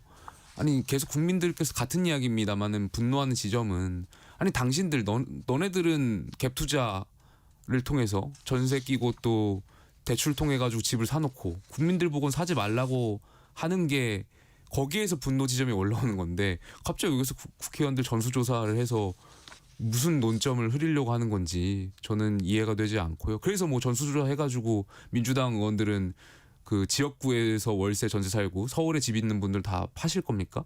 그거 아니잖아요. 왜 이 시점에서 그 전수조사를 하겠다라는 건지 이해가 되지 않고요. 물론 저는 이제 무주택자여가지고 해당이 없는데 민주당이 지금 보여주는 행태들이 굉장히 좀 잘못된 방법들을 계속 쓰고 있는 거 아닌가 싶고 결과적으로는 논점 흐리기로 계속 일관된 행보들을 보여주고 있는 것 같습니다. 네. 그 이상경 차관이 이제 사퇴를 했는데 그 이후에 이한주 국정기획위원장을 지냈잖아요. 지금 민주연구원장이 원장직을 내려놨어요. 임기가 6개월 정도 남았는데 사의를 표명한 걸 두고 부동산 문제하고 연결이 돼 있다라고 보는 시각도 있는데 어떻게 보십니까? 일각에서도 그렇게 보는 것 같습니다. 뭐 말씀하셨던 그 이한주 위원장의 가족과 관련해 가지고 부동산 뭐 여러 가지 의혹들이 과거부터 꾸준히 제기됐었고 물론 그 지점에서 이제 무혐의 받은 것들도 있고 최근에 다시 뭐 법인과 관련해서 불거진 의혹들도 있고 한데 아무래도 이 이재명 정부의 그런 국정 전반에 대한 기획을 하신 분이다 보니까 본인 스스로가 거기에서부터 자유롭지 못해서 거취 표명을 한 거 아닌가로 보는 것이 합리적인 의심이라고 생각이 듭니다. 네. 여론조사를 하나 언급을 하겠는데요. 11호 부동산 대책에 대해서 국민 절반 가까이인 49.8% 거의 50%에 육박하는 분들이 단기적인 효과를 거둘 것으로 본다는 여론조사가 있고요. 효과가 없을 것이다라는 응답이 조금 그보다 낮은 43.2%였습니다. 이 결과에 대해서는 어떻게 생각하십니까? 그러니까 첫 번째로는 이 10월 15일 날 부동산 대책의 목적이 뭐로 보느냐에 따라서 좀 달라질 것 같습니다. 그러니까 집값을 떨어뜨리는 것이 목적이냐? 저는 그렇게 생각하지 않고 거래량을 없애려고 하는 게 목적 아니었을까 생각이 듭니다. 네. 지금 뭐 LTV라든지 여러 가지 다 규제를 통해 가지고 집을 못 사게끔 만들다 보니까 아무래도 거래량이 줄지 않을까 그런 측면에서 그것이 목적이었다라면은 뭐 단기적으로 속기의 목적을 달성했을지 모르겠습니다만 두 번째로 과연 그럼 국민들께서 집을 팔 것이냐 저는 안 파실 거라고 생각해요. 그리고 오히려 정부가 그 집을 살 곳을 좌표를 찍어줬다라고 생각이 들어요. 그러니까 경기도에도 이제 12곳이 규제 네. 지역으로 들어갔는데 그렇다면은 규제 지역으로 들어가지 않은 곳 중에서 이런 부동산을 투자하려고 하시는 분들이 이제 부동산이 오를 만한 곳을 그쪽으로 이제 집을 사게끔 정부가 좌표를 찍어준 거 아닌가. 그래서 그 해당되지 않는 지역들은 오히려 집값이 올라가지 않을까에 대한 급격하게 그런 우려도 있는 것도 동시에 전문가들의 생각인 것 같습니다. 네. 여론조사 기호 잠깐 설명하고 넘어가겠습니다. 리얼미터가 에너지경제신문 의뢰로 지난 23일부터 이틀간 만 18세 이상 남녀 1,001명에게 무선 100% 무작위 생선 표집틀을 통해서 임의 전화로 자동 응답 시스템 방식으로 진행을 했고요. 자세한 내용은 중앙선거 여론조사 심의위원회 홈페이지를 참조하시면 되겠습니다. 네. 부동산 대책에 놓고 11호 부동산 대책을 놓고 사실 지금 민주당이 더 많은 비판을 받고 있는 것이 대체적인 공감대인데요. 그렇다고 해서 국민의힘이 반사이익을 누리느냐 그건 또 아닌 것 같다 이렇게 얘기를 해요. 의원님은 어떻게 보십니까? 굉장히 아쉬운 지적이라고 생각이 들고요. 저도 앵커랑 생각이 비슷하다라고 생각이 듭니다. 지금 10월 15일 부동산 대책으로 많은 국민들이 이재명 정부에 대해서 분노하고 있다고 생각이 들고요. 또 최근에 법사위라든지 국정감사에서 보여준 민주당의 대법원장 흔들기, 사법부 흔들기에 대해서 또 많은 국민들이 또 우려를 갖고 계신다고 생각이 들고 또 이 검찰청 폐지와 관련해서도 많은 국민들이 불안해하고 우려를 갖고 있음에도 불구하고 그것이 국민의힘의 지지율로 이어지지 못하고 있다는 점이 저는 우리 국민의힘이 굉장히 뼈아프게 반성해야 된다는 지점이라고 생각이 들고요.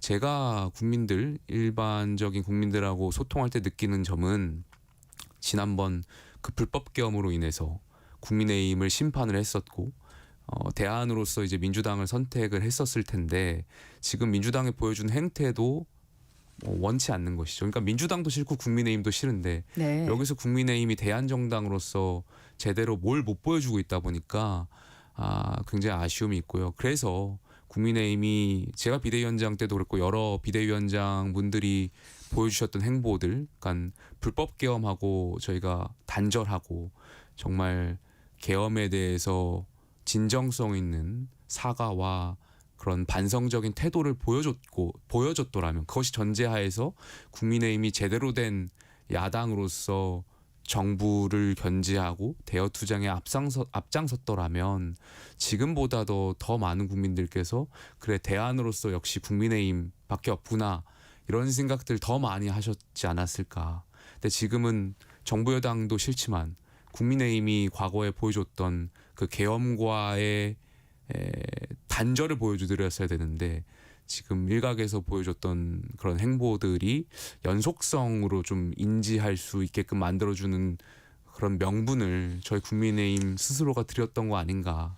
지금 정말 다시 한번 반성하고 생각해야 될 시간 아닌가 생각이 듭니다. 네.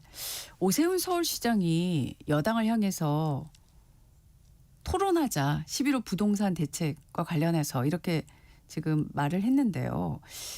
요 적절한 제안이라고 생각하십니까? 국민의힘한테 도움이 되는 제안이라고 생각하시나요? 물론 이제 서울시장이고 또 이 10월 15일 대책이 서울시의 가장 큰 규제로 이어졌기 때문에 시장으로서 당연히 그런 발언을 할 수 있다라고 생각이 들고요.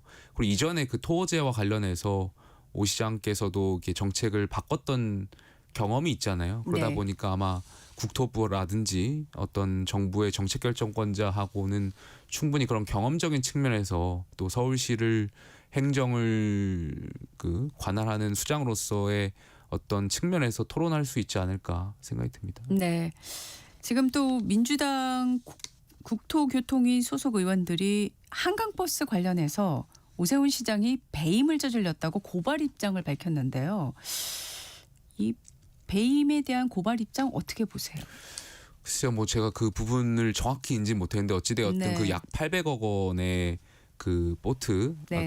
그 유람선 관련해 가지고 네. 이제 한 부분에 대해서 민주당이 이제 지적을 한 것 같은데 결과적으로 경영상에 대한 판단 아니겠습니까? 그래서 그 경영상 판단이 좀 중요해 보이고 왜 그러면 그렇게 경영상 판단을 했을까에 대한 부분을 좀 더 확인한 다음에 제가 좀 말씀을 드려야 될 것 같고요. 네네. 근데 저는 민주당이 좀 이해가 안 가는 게 최근까지만 하더라도 배임죄 폐지하자라고 주장한 것이 민주당인데 서울시장한테 다시 배임죄로 고발한다라는 것 자체가 오늘 인터뷰에 계속 일관된 주장이지만 내로남불은 민주당 아닌가 싶습니다. 네. 한 가지만 하셨으면 좋겠어요. 네. 최민희 과방위원장과 관련된 건도 이제 계속 지금 논란이 되고 있고 또 공방의 주제가 되고 있는데 이번엔 또 축의금 명단 노출이 됐어요. 최 의원 측에서는 돌려주려던 축의금 명단이었다고 해명을 하고 있는데 이 해명 어떻게 들으셨습니까? 제가 뭐 그 남의 집 귀한 자녀분의 관혼상제에 대해서 이 자리에서 뭐 이러쿵 저러쿵 이야기하기가 좀 조심스러운데요.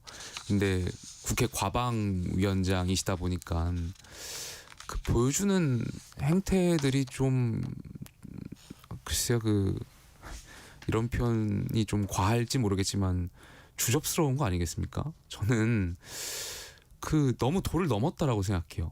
그러니까 우리가 상도이라는 게 있잖아요. 그리고 어느 정도 우리 관혼상제, 특히 결혼 축의금에 대해서는 국민들께서 이 도의적인 측면이 있을 거라고 생각이 들어요. 우리 문화 역사상. 그런데 거기에 계좌번호에 카드 번호를 찍어준다라든지 이런 거는 국민들이 봤을 때 와, 해도 정말 너무하는구나. 그리고 그 본회의장에서 물론 이제 의도가 돌려주려고 하는 의도였다 하지만 그걸 굳이 보좌진들 시켜가지고 본회의장에서 그걸 또 확인하고 이런 것들이 국민들이 봤을 때는 정말 대한민국 국회의원, 특히 이 상임위원장의 권위라든지 품격이라든지 이런 게 정말 국민들이 봤을 때는 기가 차실 것 같다 이런 생각이 좀 들어서 굉장히 아쉬웠습니다. 네. 내일 국회 운영위가 예정이 돼 있는데 지금 가장 공방이 벌어지고 있는 김현지 부속실장 출석 문제 어떻게 될 걸로 보세요? 저는 민주당 특히 정부가 결과적으로는 출석을 시키지 않지 않을까 생각이 듭니다. 여기에 대해서 오래전부터 국민의힘이라든지 많은 국민들께서 부속실장을 출석시켜서 그간의 의혹에 대해서 질의하기를 고대하셨을 텐데 정부 특히 대통령실에서 이 직책을 변경해 가면서까지 여러 가지 출석을 시키지 않을 방안들을 고민했던 거 아닌가 생각이 들고 계속해서 민주당이라든지 정부는 출석을 안 시키려고 하는 방향으로 일관된 태도를 하지 않을까 싶습니다. 네. 교육위에서 활동하고 계시잖아요. 네. 지금 30일에 교육위 종합감사가 있는데 이배용 전 국가교육위원장을 포함해서 주요 증인이 불출석할 것으로 보여요. 지금 이 전 위원장 같은 경우에는 금거북이라든가 또 김건희 여사 논문 대필 등이라든가 김건희 여사 논문 대필은 다른 건이긴 하죠. 네. 이배용 전 위원장도 이제 그 관련한 의혹들이 있어서 사실 증인 채택을 했을 텐데 이렇게 되면 지금 증인 출석을 안 하면 사실 국감이 알맹이 있는 내용이 없잖아요. 어떻게 대응을 하셔야 된다고 생각하십니까? 글쎄 이제 저도 그 부분에 대해서 의혹에 대해서는 많은 국민들이 궁금해하고 계시기 때문에 분명히 밝혀져야 된다는 생각이 있고요. 다만 이배용 위원장 같은 경우는 직을 사임을 하신 분이고 또 이 건에 대해서 수사가 진행 중이기 때문에 국정감사보다는 수사를 통해서 진실을 밝히는 게 맞지 않나 저는 개인적으로 그렇게 생각합니다. 이것이 이제 수사가 시작되지 않거나 의혹 단계였더라면 당연히 국정감사장에 불러서 따져 묻고 의혹을 해결해야 되는데 수사가 시작됐기 때문에 수사를 좀 지켜볼 필요가 있지 않나 생각이 듭니다. 네. 교육위에서 이제 활동을 하시면서 지금 대표 발의하신 법안 하나가 국회 본회의를 통과를 했어요. 지방교육 자치에 관한 법률 일부 개정 법률안. 일단 이게 어떤 법안인지 좀 말씀해 주시겠어요? 저희가 그 교육지원청이 기초단체별로 있지가 않습니다. 가령 화성 같은 경우는 화성 오산 교육지원청이 있고요. 네.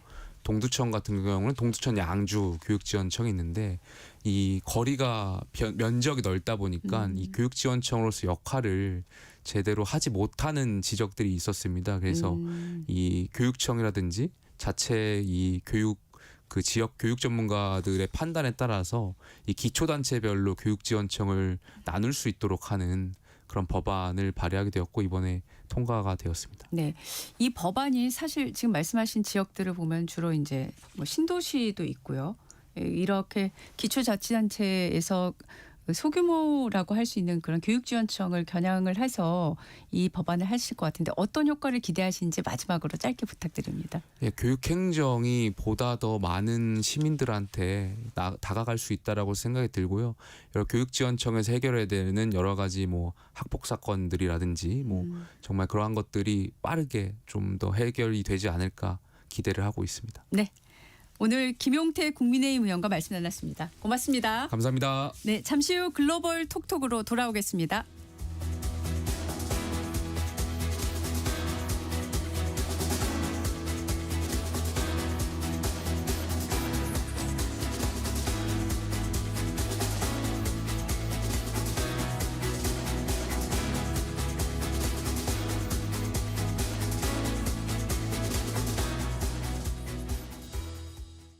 잠시 후 8시 반부터 일부 지역국에서는 해당 지역 방송을 보내드립니다.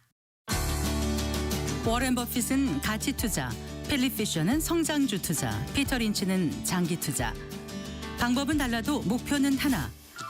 성기영의 경제쇼가 성공의 길로 안내합니다.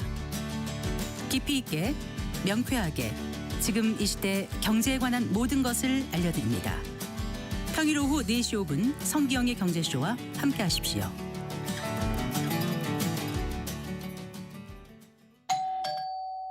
편지 왔습니다. 퇴근길 지친 당신에게 힘이 되는 뉴스를 전해드립니다. 매일 저녁 5시 5분 당신과 함께 읽는 세상 이야기 KBS 1라디오 뉴스레터 K. 지금 시각은 8시 30분입니다. KBS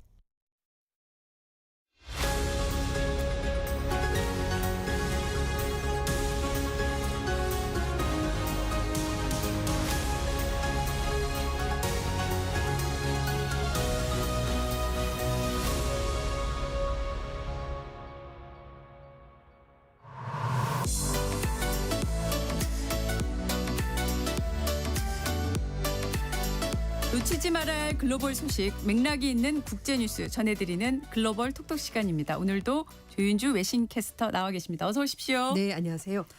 네, 트럼프 대통령과 시진핑 주석이 30일 부산에서 만나네요. 네, 맞습니다. 사실 이 장소를 두고 보도가 조금 달랐습니다. 네. 왜냐하면은 미국 백악관에서 대변인이 발표할 때는요, 부산이라고 발표를 했었고요. 근데 우리나라 쪽 언론 보도에서는 에이펙이 경주에서 하니까 경주에서 만날 거다 이렇게 보도가 있었거든요. 네네. 그래서 미국이 약간 착각한 것 아니냐라는 보도가 있었는데요. 일단 네. 정리를 하면은 네. 부산 김해공항 공군기지 내에 있는 접견장 나래마루에서 만나는 것이 유력하게 얘기가 되고 있습니다. 네. 시진핑 주석과 트럼프 대통령 이제 6년 만에 만나게 되는 거고요. 네. 30일 날 만납니다. 네. 시 주석이 30일부터 2박 3일 동안 우리나라에 머물게 되고요. 이제 트럼프 대통령도 국빈 방문, 시 주석도 국빈 방문 이렇게 두 정상이 국빈 방문하게 되는 겁니다. 네. 앞서 스콧 베센트 미 재무장관이 말레이시아에서 중국 협상단과 미리 만나서 세부 사항 조율을 했는데요. 가장 큰 쟁점은 아무래도 미중 무역 전쟁입니다. 그래서 중국이 희토류 수출 통제를 약간 멈추고 그 대신에 네. 미국은 중국에 부과하겠다는 100% 추가 관세는 부과하지 않기로 그렇게 이제 합의를 본 것으로 보이고요. 양측 간에 그래서 정상들이 만나면은 단판을 지어서 실질적으로 무역 합의를 이뤄낼지 이것도 이제 가장 크게 주목하는 부분입니다. 네. 뿐만 아니라 이번 협상에서 미국이 중국산 농산물을 구매를 확대하고요. 펜타닐의 원료 물질을 중국 정부가 강력하게 단속해달라고 얘기했고 중국도 그런 부분은 어느 정도 합의한 것으로 보입니다. 그리고 중국계 동영상 공유 플랫폼인데요. 틱톡의 미국 내 사업권을 미국 기업이 얼마나 가져갈 것인지 이것도 얘기에서 좀 진전이 있었다고 합니다. 네. 베센트 장관이 미국 언론과 인터뷰를 하면서 트럼프 대통령의 글로벌 평화 구상에 대해서도 논의를 할 것으로 보인다면서 아시아, 중동 넘어서서 우크라이나 문제까지 확장될 것으로 보인다라고 밝혔습니다. 네. 앞서서 이 미국과 중국 정상회담 앞두고 두 나라의 외교수장이 또 전화 통화를 했다고 하는데요. 네. 왕이 중국 외교부장이 마코 루비오 국무장관과 전화 통화를 했습니다. 그래서 쿠알라룸푸 경제무역회담을 통해서 쌍방 간의 입장을 명확히 이해했고 전달했다라면서 시급한 경제 무역 문제에 대해서 대등한 해결을 해서 어느 정도 틀을 맞춰서 합의에 도달했다고 밝혔습니다. 그러니까 전반적으로 지금 미중 정상회담 앞두고 실무진들이 많이 조율한 것으로 보이고요. 네. 입장도 많이 줄인 것으로 보입니다. 네. 왕 부장도 쌍방은 양국 정상들이 달성한 중요한 공감대를 철저히 이행하고 평등, 존중, 호혜 정신을 이어나길 바란다면서 양국 관계를 안정시키고 앞으로도 더 나아갈 수 있도록 다시 한 번 더 이런 부분들이 확인이 됐다라고 밝혔습니다. 신화통신은 루비오 장관이 미중 관계가 세계에서 가장 중요한 양자 관계이고 또 고위급 교류를 통해서 세계 긍정적인 신호를 보내기를 기대한다라고 밝혔습니다. 어쨌든 지금 분위기는 굉장히 좋습니다. 네, 이 좋은 분위기 덕택인지 증시도 네, 불장입니다. 날아가고 있습니다. 네. 지금. 네. 오늘 아침에 일본 언론에서 보도가 나왔는데 한일 정상회담도 같은 날인 30일에 진행할 것 같다고요? 네, 맞습니다. 일본 아사히 신문이 오늘 보도한 내용인데요. 이재명 대통령과 다카이치 사네 일본 총리가 첫 번째 정상회담을 30일 날 가진다고 밝혔습니다. 에이펙 정상회담 참석회에서 다카이치 총리가 30일 방한하고요. 그날 바로 이 대통령과 정상회담할 것으로 보이는데 아사히 신문은 양국 정상이 개선 기조를 보이는 한일 관계를 유지하기 위해서 같은 생각하는 것으로 보이고 그래서 이번에 어떤 대화가 오갈지 굉장히 주목된다라고 밝혔습니다. 근데 좀 걱정되는 것이 다카이치 총리가 강경 보수파거든요. 네. 그래서 그렇지만 다행히 또 취임하고 나서는 한일 협력을 굉장히 중요한 그런 태도를 보이고 있는데 이전에는 태평양 A급 전번에 합사되는 야수군의 신사를 정기적으로 참배했었습니다. 공물만 보낸 게 아니고 참배를 한 거죠. 직접 했습니다. 네네. 그런데 이제 총리가 되고 나서는 이번에 가을 제사 기간 동안에는 한국, 중국과의 관계를 고려해서 참배를 보려고 공물 대금을 대납하면서 이제 총리로서의 행보를 보이고 있습니다. 좀 정리를 해드리면요, 좀 굉장히 일정이 많습니다. 네. 이 대통령이 29일 날 트럼프 대통령과 만나고요. 이제 한미 정상회담하고 그리고 나서 30일 날 한미 미중 이렇게 정상회담 열리고요. 이제 그리고 나서 우리나라 대통령과 이제 시진핑 주석과 만나는 일정이 잡히면서 29일부터 다음 달 1일까지 한중 미일 계속 굉장히 많은 양자회담이 예정이 되어 있습니다. 네. 트럼프 대통령과 다카이치 사네 일본 총리가 오늘 미일 정상회담을 가진다고요? 맞습니다. 일정이 지금 빡빡하게 진행이 되고 있는데요. 취임하고 나서 가장 큰 외교 이벤트가 될 것 같습니다. 다카이치 입장에서는요. 그래서 지금 평가는 다카이치 사네 총리가 외교적인 경험이 부족한 상황에서 미일 동맹 강화 그리고 관세 협상 세부 사항, 방위비 증액 그리고 대중국 전략 등 굵직굵직한 외교 과제들을 잘 풀어낼까 좀 부담이 될 거라는 얘기도 있는데요. 네. CNN 방송은 다카이치 총리의 부족한 외교 경험 그리고 트럼프 대통령의 예측 불가능성 때문에 두 사람 모두가 이번 만남이 중요한 시험대가 될 것이다라고 전망을 했습니다. 네. 가장 큰 의제는요. 단연 국방이 될 것으로 보인다고 하는데요. 기시다 후미오 전 총리 시절에 2027년까지 국방비를 GDP 대비 2% 늘리겠다고 약속했는데 다카이치 총리가 그걸 앞당겨서 내년 3월 달까지 2% 달성하겠다고 밝혔습니다. 내년 3월까지요? 네, 지금 1.8%거든요. 네. 이거를 더 당긴다고 합니다. 네네네. 다카이치 총리가 국회 연설에서 방위 능력은 굉장히 근본적으로 중요하기 때문에 이걸 적극적으로 강화하겠다라고 입장을 밝혔습니다. 관세도 굉장히 까다로운 의제가 될 것으로 보이는데요. 일단 일본이 미국에 5,500억 달러 투자하겠다고 약속을 했고 그리고 미국의 대일 관세는 25%에서 15%로 낮춰졌습니다. 근데 이거는 큰 틀의 합의이기 때문에요. 세부 사항이 굉장히 모호하고 정해진 게 없기 때문에 이번 회담에서 좀 구체적으로 얘기가 있지 않겠나라는 예상이 나오고 있습니다. 네. 다카이 총리가 미국을 상대하기 위해서 최근에 관세 협상을 주도하고 있는 아카자와 료셰이를 경제산업상으로 임명했고요. 또 트럼프 대통령과 아주 강력한 유대를 구축했던 아베 신조 전 총리 시절에 보좌진들을 여럿 기용하면서 미리미리 대비를 하고 있습니다. 네. 또 에너지 문제도 거론된다고 하는데요. 미국이 러시아산 에너지 구매 제재를 강화하기 때문에 일본도 여전히 액화 천연가스는 10%를 러시아산에 충당하고 있습니다. 그래서 이 부분도 미국이 요구할 것으로 보이고요. 거기에다가 트럼프 대통령이 늘 말하는 것이 해외 주둔 미군의 경비 문제를 거론하거든요. 그래서 일본 측에도 부담 더 해달라 이렇게 요구할 것으로 보이고 농산물에 대해서도 추가 개방을 요구할 거라는 얘기도 나오고 있습니다. 네. 다카이치 총리가 이번 만남 통해서 좀 성과 확보가 굉장히 시급한 상황인데요. 현재 지지율 굉장히 높습니다. 70에서 80%까지 나오고 있는데 하지만 자민당은 약점이 있습니다. 비자금 스캔들을 깨끗하게 마무리하지 못했기 때문에 후유증이 있고요. 그리고 확고한 미일 동맹 의지를 재확인하고 외교적인 성과를 끌어내는 것이 다카이치 총리의 가장 큰 과제가 될 것으로 보이는데 미국의 CNN 방송도 외교 성과가 다카이치 총리의 정치적 미래 그리고 자민당의 신뢰 회복을 위해서도 굉장히 중요한 부분이다라고 설명을 하고 있습니다. 다카이치 총리가 일본 내 신뢰 회복부터 미국과 중국 사이의 균형 찾기까지 굉장히 어려운 과제를 맞닥뜨리게 됐다고 미국 언론들이 보도했습니다. 네. 유럽으로 가보겠습니다. 네. 우크라이나 전쟁이 장기화되고 있는데 이 때문일까요? 유럽 국가들이 국방비 예산 증액하고 있다고요? 네, 그렇습니다. 거기다 이제 뭐 징병제 부활 얘기까지 나오고 네, 있는데요. 크로아티아가 18년 만에 다시 부활한다고요? 네, 맞습니다. 24일 크로아티아 의회가 의무 복무 제도 방안을 찬성 84표, 반대 11표로 압도적인 표로 가결시켰는데요. 내년 19세가 되는 2007년생은요. 징집 대상자가 되고 올해 연말까지 징병 검사 받고 나서 내년 1월 달부터 2달간 기본 군사 훈련을 받게 된다고 합니다. 네. 이 크로아티아가 예전에 유고슬라비아 연방에서 이제 분리가 네. 되고 나서 세르비아의 반군과 독립전쟁을 벌이면서 좀 여러 가지 군사적으로 불안한 부분이 있었고요. 2008년에 군대를 직업군인 중심제인 이제 징병제로 개편했고 2008년부터는 모병제로 확실하게 바꿨는데 말씀하신 것처럼 우크라이나 전쟁이 장기화되다 보니까 이제 징병제로 다시 바뀌기로 결정을 하게 된 겁니다. 현재 유럽연합 회원국 중에서 공공기관 대체 복무를 포함해서 의무 복무제 하고 있는 나라가 오스트리아, 키프로스, 에스토니아, 라트비아, 리투아니아, 핀란드 정도밖에 없습니다. 네. 지금 다른 나라들, 유럽의 다른 나라들도 징병제를 도입하거나 복무 기간을 늘리는 식으로 우크라이나의 전쟁 장기화에 대비하고 있다고요. 네, 지금 독일에 좀 고민이 많습니다. 집권 여당인 기독민주당은 의무 복무를 강조하고 있고요. 반면에 연립정부 파트너인 사회민주당은 그냥 자원 복무를 해야 된다라고 얘기를 하면서 정당 간에도 의견이 나눠지고 있는데 네. 그래서 선택적 징병제 법안을 발표하긴 했습니다. 이것도 여전히 아직은 통과가 되지 못했습니다. 네. 이제 쉽게 말씀을 드리면 1단계로 18세가 되는 남성은 군으로부터 입영 통지서와 비슷한 설문지를 받게 됩니다. 그래서 군복무 의향과 체력, 건강 정보 등을 문항에 답변하고요.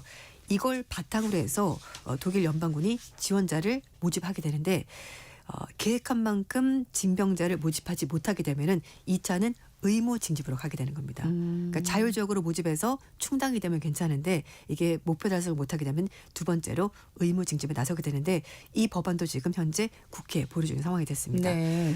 뿐만 아니라 세대 간에도 갈등이 있다고 하는데요. 독일 한 여론조사를 보면은요.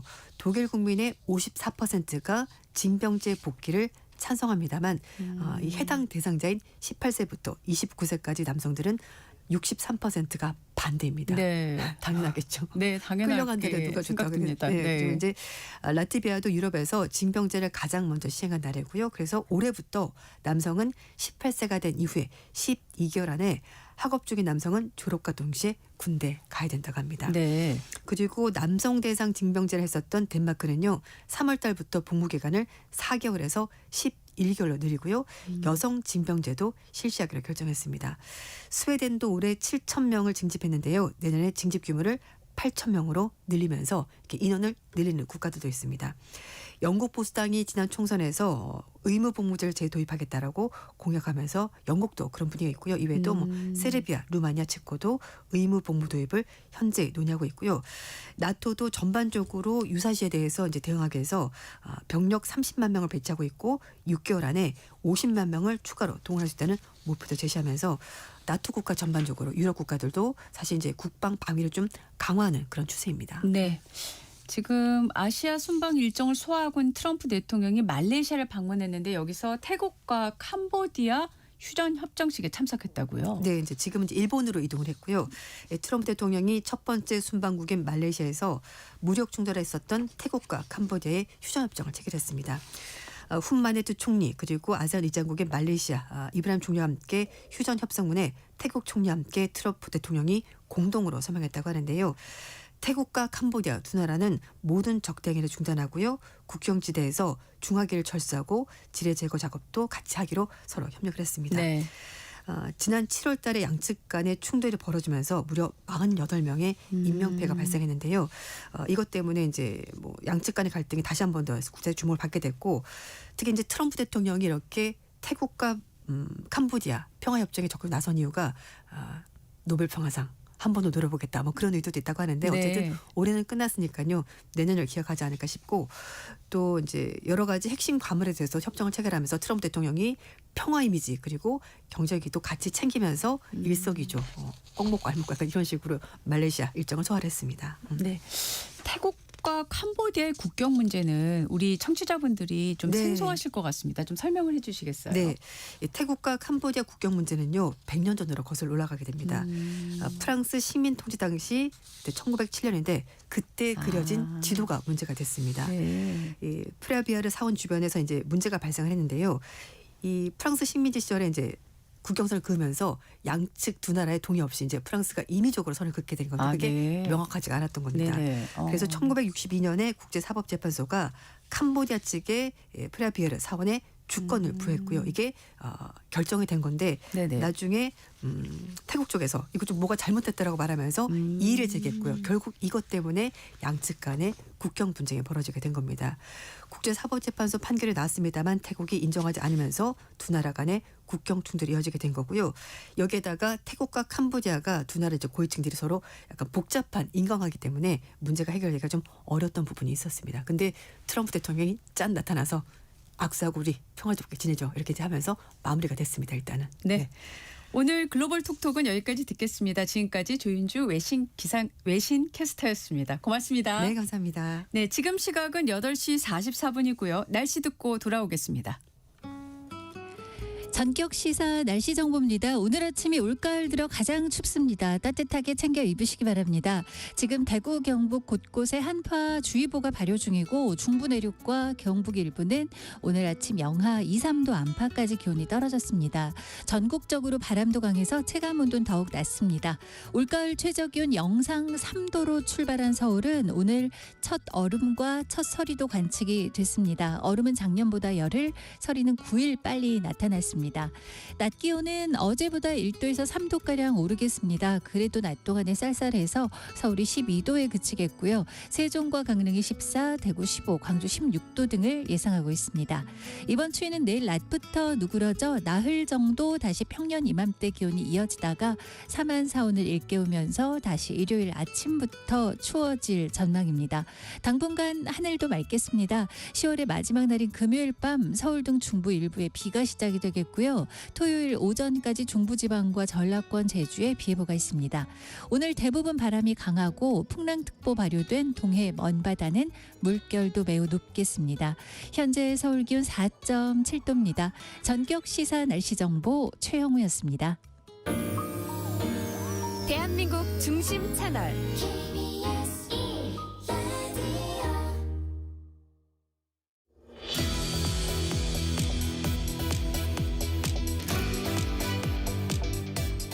중국 단체 관광객에게 무비자 입국이 다시 허용되면서 경제 회복, 특히 관광 소비를 통한 성장 기대감은 커지고 있습니다만 동시에 불법 체류 등에 대한 우려의 목소리도 높아지고 있습니다. 일부에선 현종 집회 같은 극단적인 움직임까지 이어지는데 이 문제를 집중 취재한 KBS 시사 프로그램 더보다의 조정인 기자와 이야기 나눠보겠습니다. 어서 오십시오. 네, 안녕하세요. 자, 일단 그 중국인 관광객, 단체 관광객 무비자 정책 어떤 내용인지 좀 설명해 주시죠. 네, 이제 모든 단체 관광객을 대상으로 한 건 아니고요. 일단 3인 이상 중국 단체 관광객이 대상인데 내년 6월까지 한시적으로 일단 시행을 하는 정책입니다. 그래서 비자 없이도 국내에서 최대 15일 동안 머물 수 있고요. 뭐 어디든지 대한민국 전역 어디든지 뭐 마음대로 여행할 수 있도록 이렇게 정부가 정책을 시행을 한 건데 이 제도를 통해서 한 약 100만 명 정도 중국인 관광객들이 추가 방문할 것으로 정부는 기대를 하고 있습니다. 네. 그런데 현장에서 생각보다 중국인 단체 관광객이 많이 보이지 않는다 이런 말도 있어요. 네. 그래서 실제 명동 같은 그 중국인 관광객한테 인기 있는 곳을 다녀오셨다고 네. 하는데 어떻습니까? 이제 현장에서는 아직까지는 이게 중국 예전에 이제 요커라고 해서 이제 깃발 들고 많이 들어오셨잖아요. 네네네. 이제 그런 중국인 관광객 물결은 좀 아직은 좀 보기 힘들었습니다. 그래서 이 관계자들 관계자들한테 물어보니까 아무래도 이제 코로나 이후에 항공 노선이 이미 많이 줄어 있는 데다가 뭐 이제 최근에 물가가 많이 올라서 뭐 숙박비 이런 여행비가 좀 많이 올라서 중국 현지 여행 상품이 좀 제한되는 그 이유가 있었고요. 또 뭐 이제 외교 관계에 따라서 방문객이 이렇게 방문하는 현장을 보면 좀 많이 달라진다고 해요. 방문객 수가. 네. 근데 아무래도 이제 중국하고 경색됐던 외교 관계가 아직은 이제 그러니까 이번에 이제 뭐 회담을 앞두고 있지만 좀 풀려가 다고 보기에는 좀 약간 이른 상황인 것도 있습니다. 그리고 최근에 이제 중국 여행 스타일이 바뀐 것도 한몫을 하고 있는데요. 이 서울병이라고 해서 이제 젊은 세대들이 서울에 한번 가면 또 가고 싶다. 이래서 네. 이제 단체 관광보다는 개별 관광을 좀 선호를 하고 있고 뭐 그래서 이제 뭐 깃발을 들고 따라다니는 여행보다 이제 뭐 자기들이 체험을 한다던가 아니면 뭐 어디 가서 사진을 찍는다든가 뭐 의료 이제 관리를 받는다든가 미용 관리를 받는다든가 이런 식으로 좀 많이 변했어요. 그래서 현장에서는 아직 뭐 이렇게 예전처럼 단체 관광객이 이렇게 면세점에 가득 있는 그런 모습은 조금 보기 어려웠습니다. 네.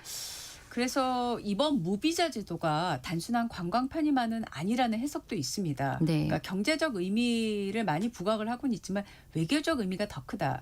왜 이런 분석을 할까요? 사실은 이제 먼저 말씀드렸지만 젊은 층에서 이미 조금 아직 벌써 이제 좀 많이는 들어오고 있었거든요. 개별 비자로 해서 개별 관광으로 많이 들어오고 있었는데 네, 아직 이제 뭐 예전만큼 저희가 뭐 사드 이전만큼은 아니지만 그래도 여전히 한국을 찾는 외국인 그 관광객 중에서 중국인 관광객이 1위를 차지할 정도로 좀 많이 있습니다.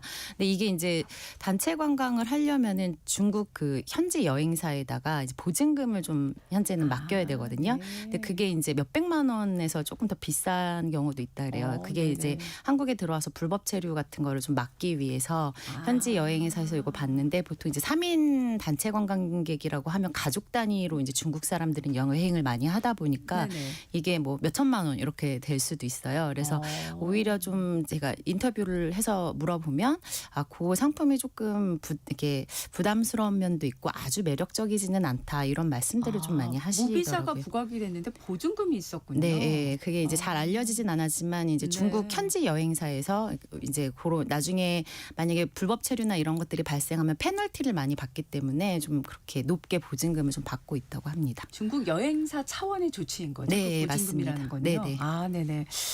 뭐 지금 잠깐 언급을 하셨지만 결국 가장 우려하는 게 이제 불법 체류고 또 최근에 좀 우리 국민들 사이에서 많이 거론되는데 치안 문제인데 어떻게 지금 상황이 전개되고 있을까요? 네, 근데 이렇게 이제 보증금을 받더라도 사실은 그 들어와서 이제 취업을 목적으로 하시는 분들이 많기 때문에 실제로 이제 지난달에 사실 그 처음 무비자 입국했을 때 크루즈 관광객들이 그건 아니고 크루즈는 이제 3일만 머물 수 있는 제도인데 그때 왔던 이제 관광객들이 공교롭게도 한 6명이 좀 잠적을 했다가 일부만 좀 검거만 되고 뭐 이런 지금 사건도 있었고요. 또 실제로 이달 초에도 관광객 인천공항으로 입국했던 중국인 관광객 2명이 뭐 이탈을 했다가 12일 만에 검거가 된 사례도 있긴 합니다. 그래서 국내 이제 불법 체류자 중에서 중국인이 한 4만 3천 명 정도인데 이게 한 태국에 이어서 한 두 번째 정도로 많은 거거든요. 그래서 아무래도 이제 무비자가 확대가 되면 그 불법 체류가 증가하지 않을까, 중국 관광객이 늘어나는 만큼 불법 체류가 증가할 수 있다. 이런 좀 불안감을 좀 많이 느끼시는 분들이 많은 것 같고요. 또 뭐 언론이나 미디어에서 뭐 중국인들이나 뭐 이렇게 와서 범죄를 했다거나 조선족에 대해 좀 안 좋은 영화들도 많이 있었잖아요. 이렇게 그래서 그런 것들이 많이 노출이 되다 보니까 아무래도 그런 우려도 좀 커지고 있는 상황인 것 같습니다. 또 최근에 우리가 좀 보도를 접했던 게 이제 시위죠, 거리 시위.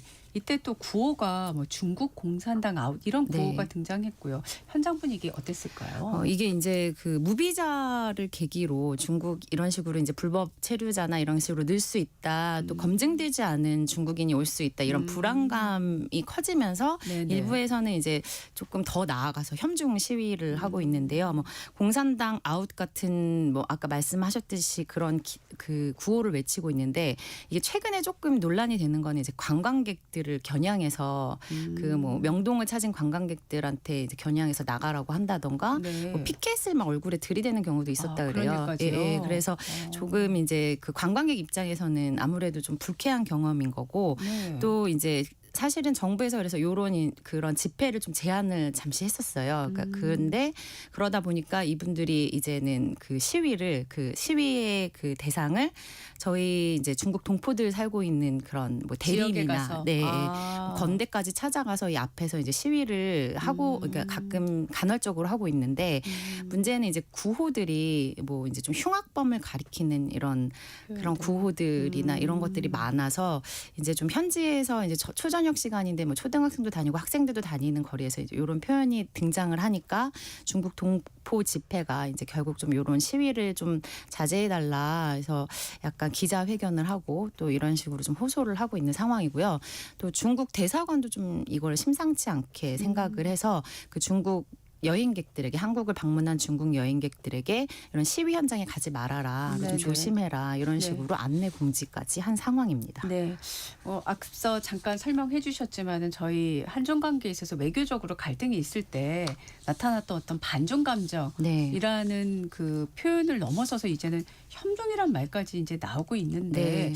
왜 이런 현상이 벌어진지 어떻게 분석이 될까요? 사실 이제 뭐 반중하고 혐중하고 전문가들은 좀 구분을 하는 분들이 많이 계세요. 그러니까 네. 반중 정서 같은 건 사실 저희가 아까 뭐 사드도 얘기했고 또 뭐 한복이나 김치 논쟁 같은 여러 가지의 이제 역사적인 맥락이 있기 때문에 중국에 대한 어떤 이제 경계감 이런 것들은 좀 깔려 있을 수도 있지만 지금처럼 최근에 이제 나가서 이제 관광객을 향해서 뭐 어떤 되게 험악한 표현을 한다던가 이런 것들은 조금 최근 이제 유튜버나 SNS에서 근거 없이 뭐 중국인 관광객들이 오면은 아이들이 납치될 수 있다 이런 식의 이제 그런 영상들이나 뭐 가짜 뉴스 일부 가짜 뉴스 같은 게 좀 많이 퍼지고 있거든요. 그래서 네네. 이런 것들을 이제 자극적인 영상들이 퍼지면서 이제 불안감을 좀 키우고 있는 면이 있고요.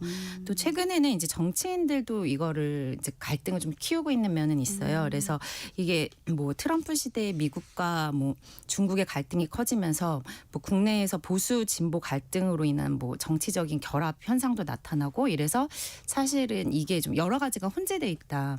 약간 이렇게 분석을 하고 있습니다. 네. 이번 에이펙 정상회의 계기로 해서 사실 시진핑 주석을 국빈으로 초대를 해서 지금 한중 정상회담도 예정이 돼 있고 사실 우리가 이웃 국가로서 언제까지 이렇게 그 갈등과 불신이 깔려 있는 이런 현상들을 방치하고만 있을 수는 없다는 생각이 드는데 이 문제를 어떻게 풀어가야 된다고 분석이 될까요? 네, 이게 사실은 뭐 복잡한 문제긴 한데 이번에 어쨌든 외교적으로 한중 정상회담을 앞두고 있고 어쨌든 다시 마주했다는 게 좀 중요한 거고 네. 물꼬를 텄다 이런 식으로 평가를 많이 하거든요. 그래서 네네. 이번이 양국 관계 회복에 좀 실마리를 찾는 그런 계기가 돼야 되고 어쨌든 대화를 시작했다는 데서 의미가 있고 네. 또 약간 이제 그 저희들이 그 좀 자극적인 표현이나 이런 것들은 자제할 필요가 있다 이런 식으로 전문가들이 충고를 하고 있습니다. 네네. 이 문제가 더 이상 부정적인 방향으로 흘러가지 않는 게 필요하겠다 이런 생각이 듭니다. 네, 더보다 조정인 기자였습니다. 고맙습니다. 네, 고맙습니다. 네, 10월 28일 화요일 전격시사 오늘은 여기까지입니다. 저는 소현정이었고요. 내일 아침 7시 5분에 다시 돌아오겠습니다. 고맙습니다.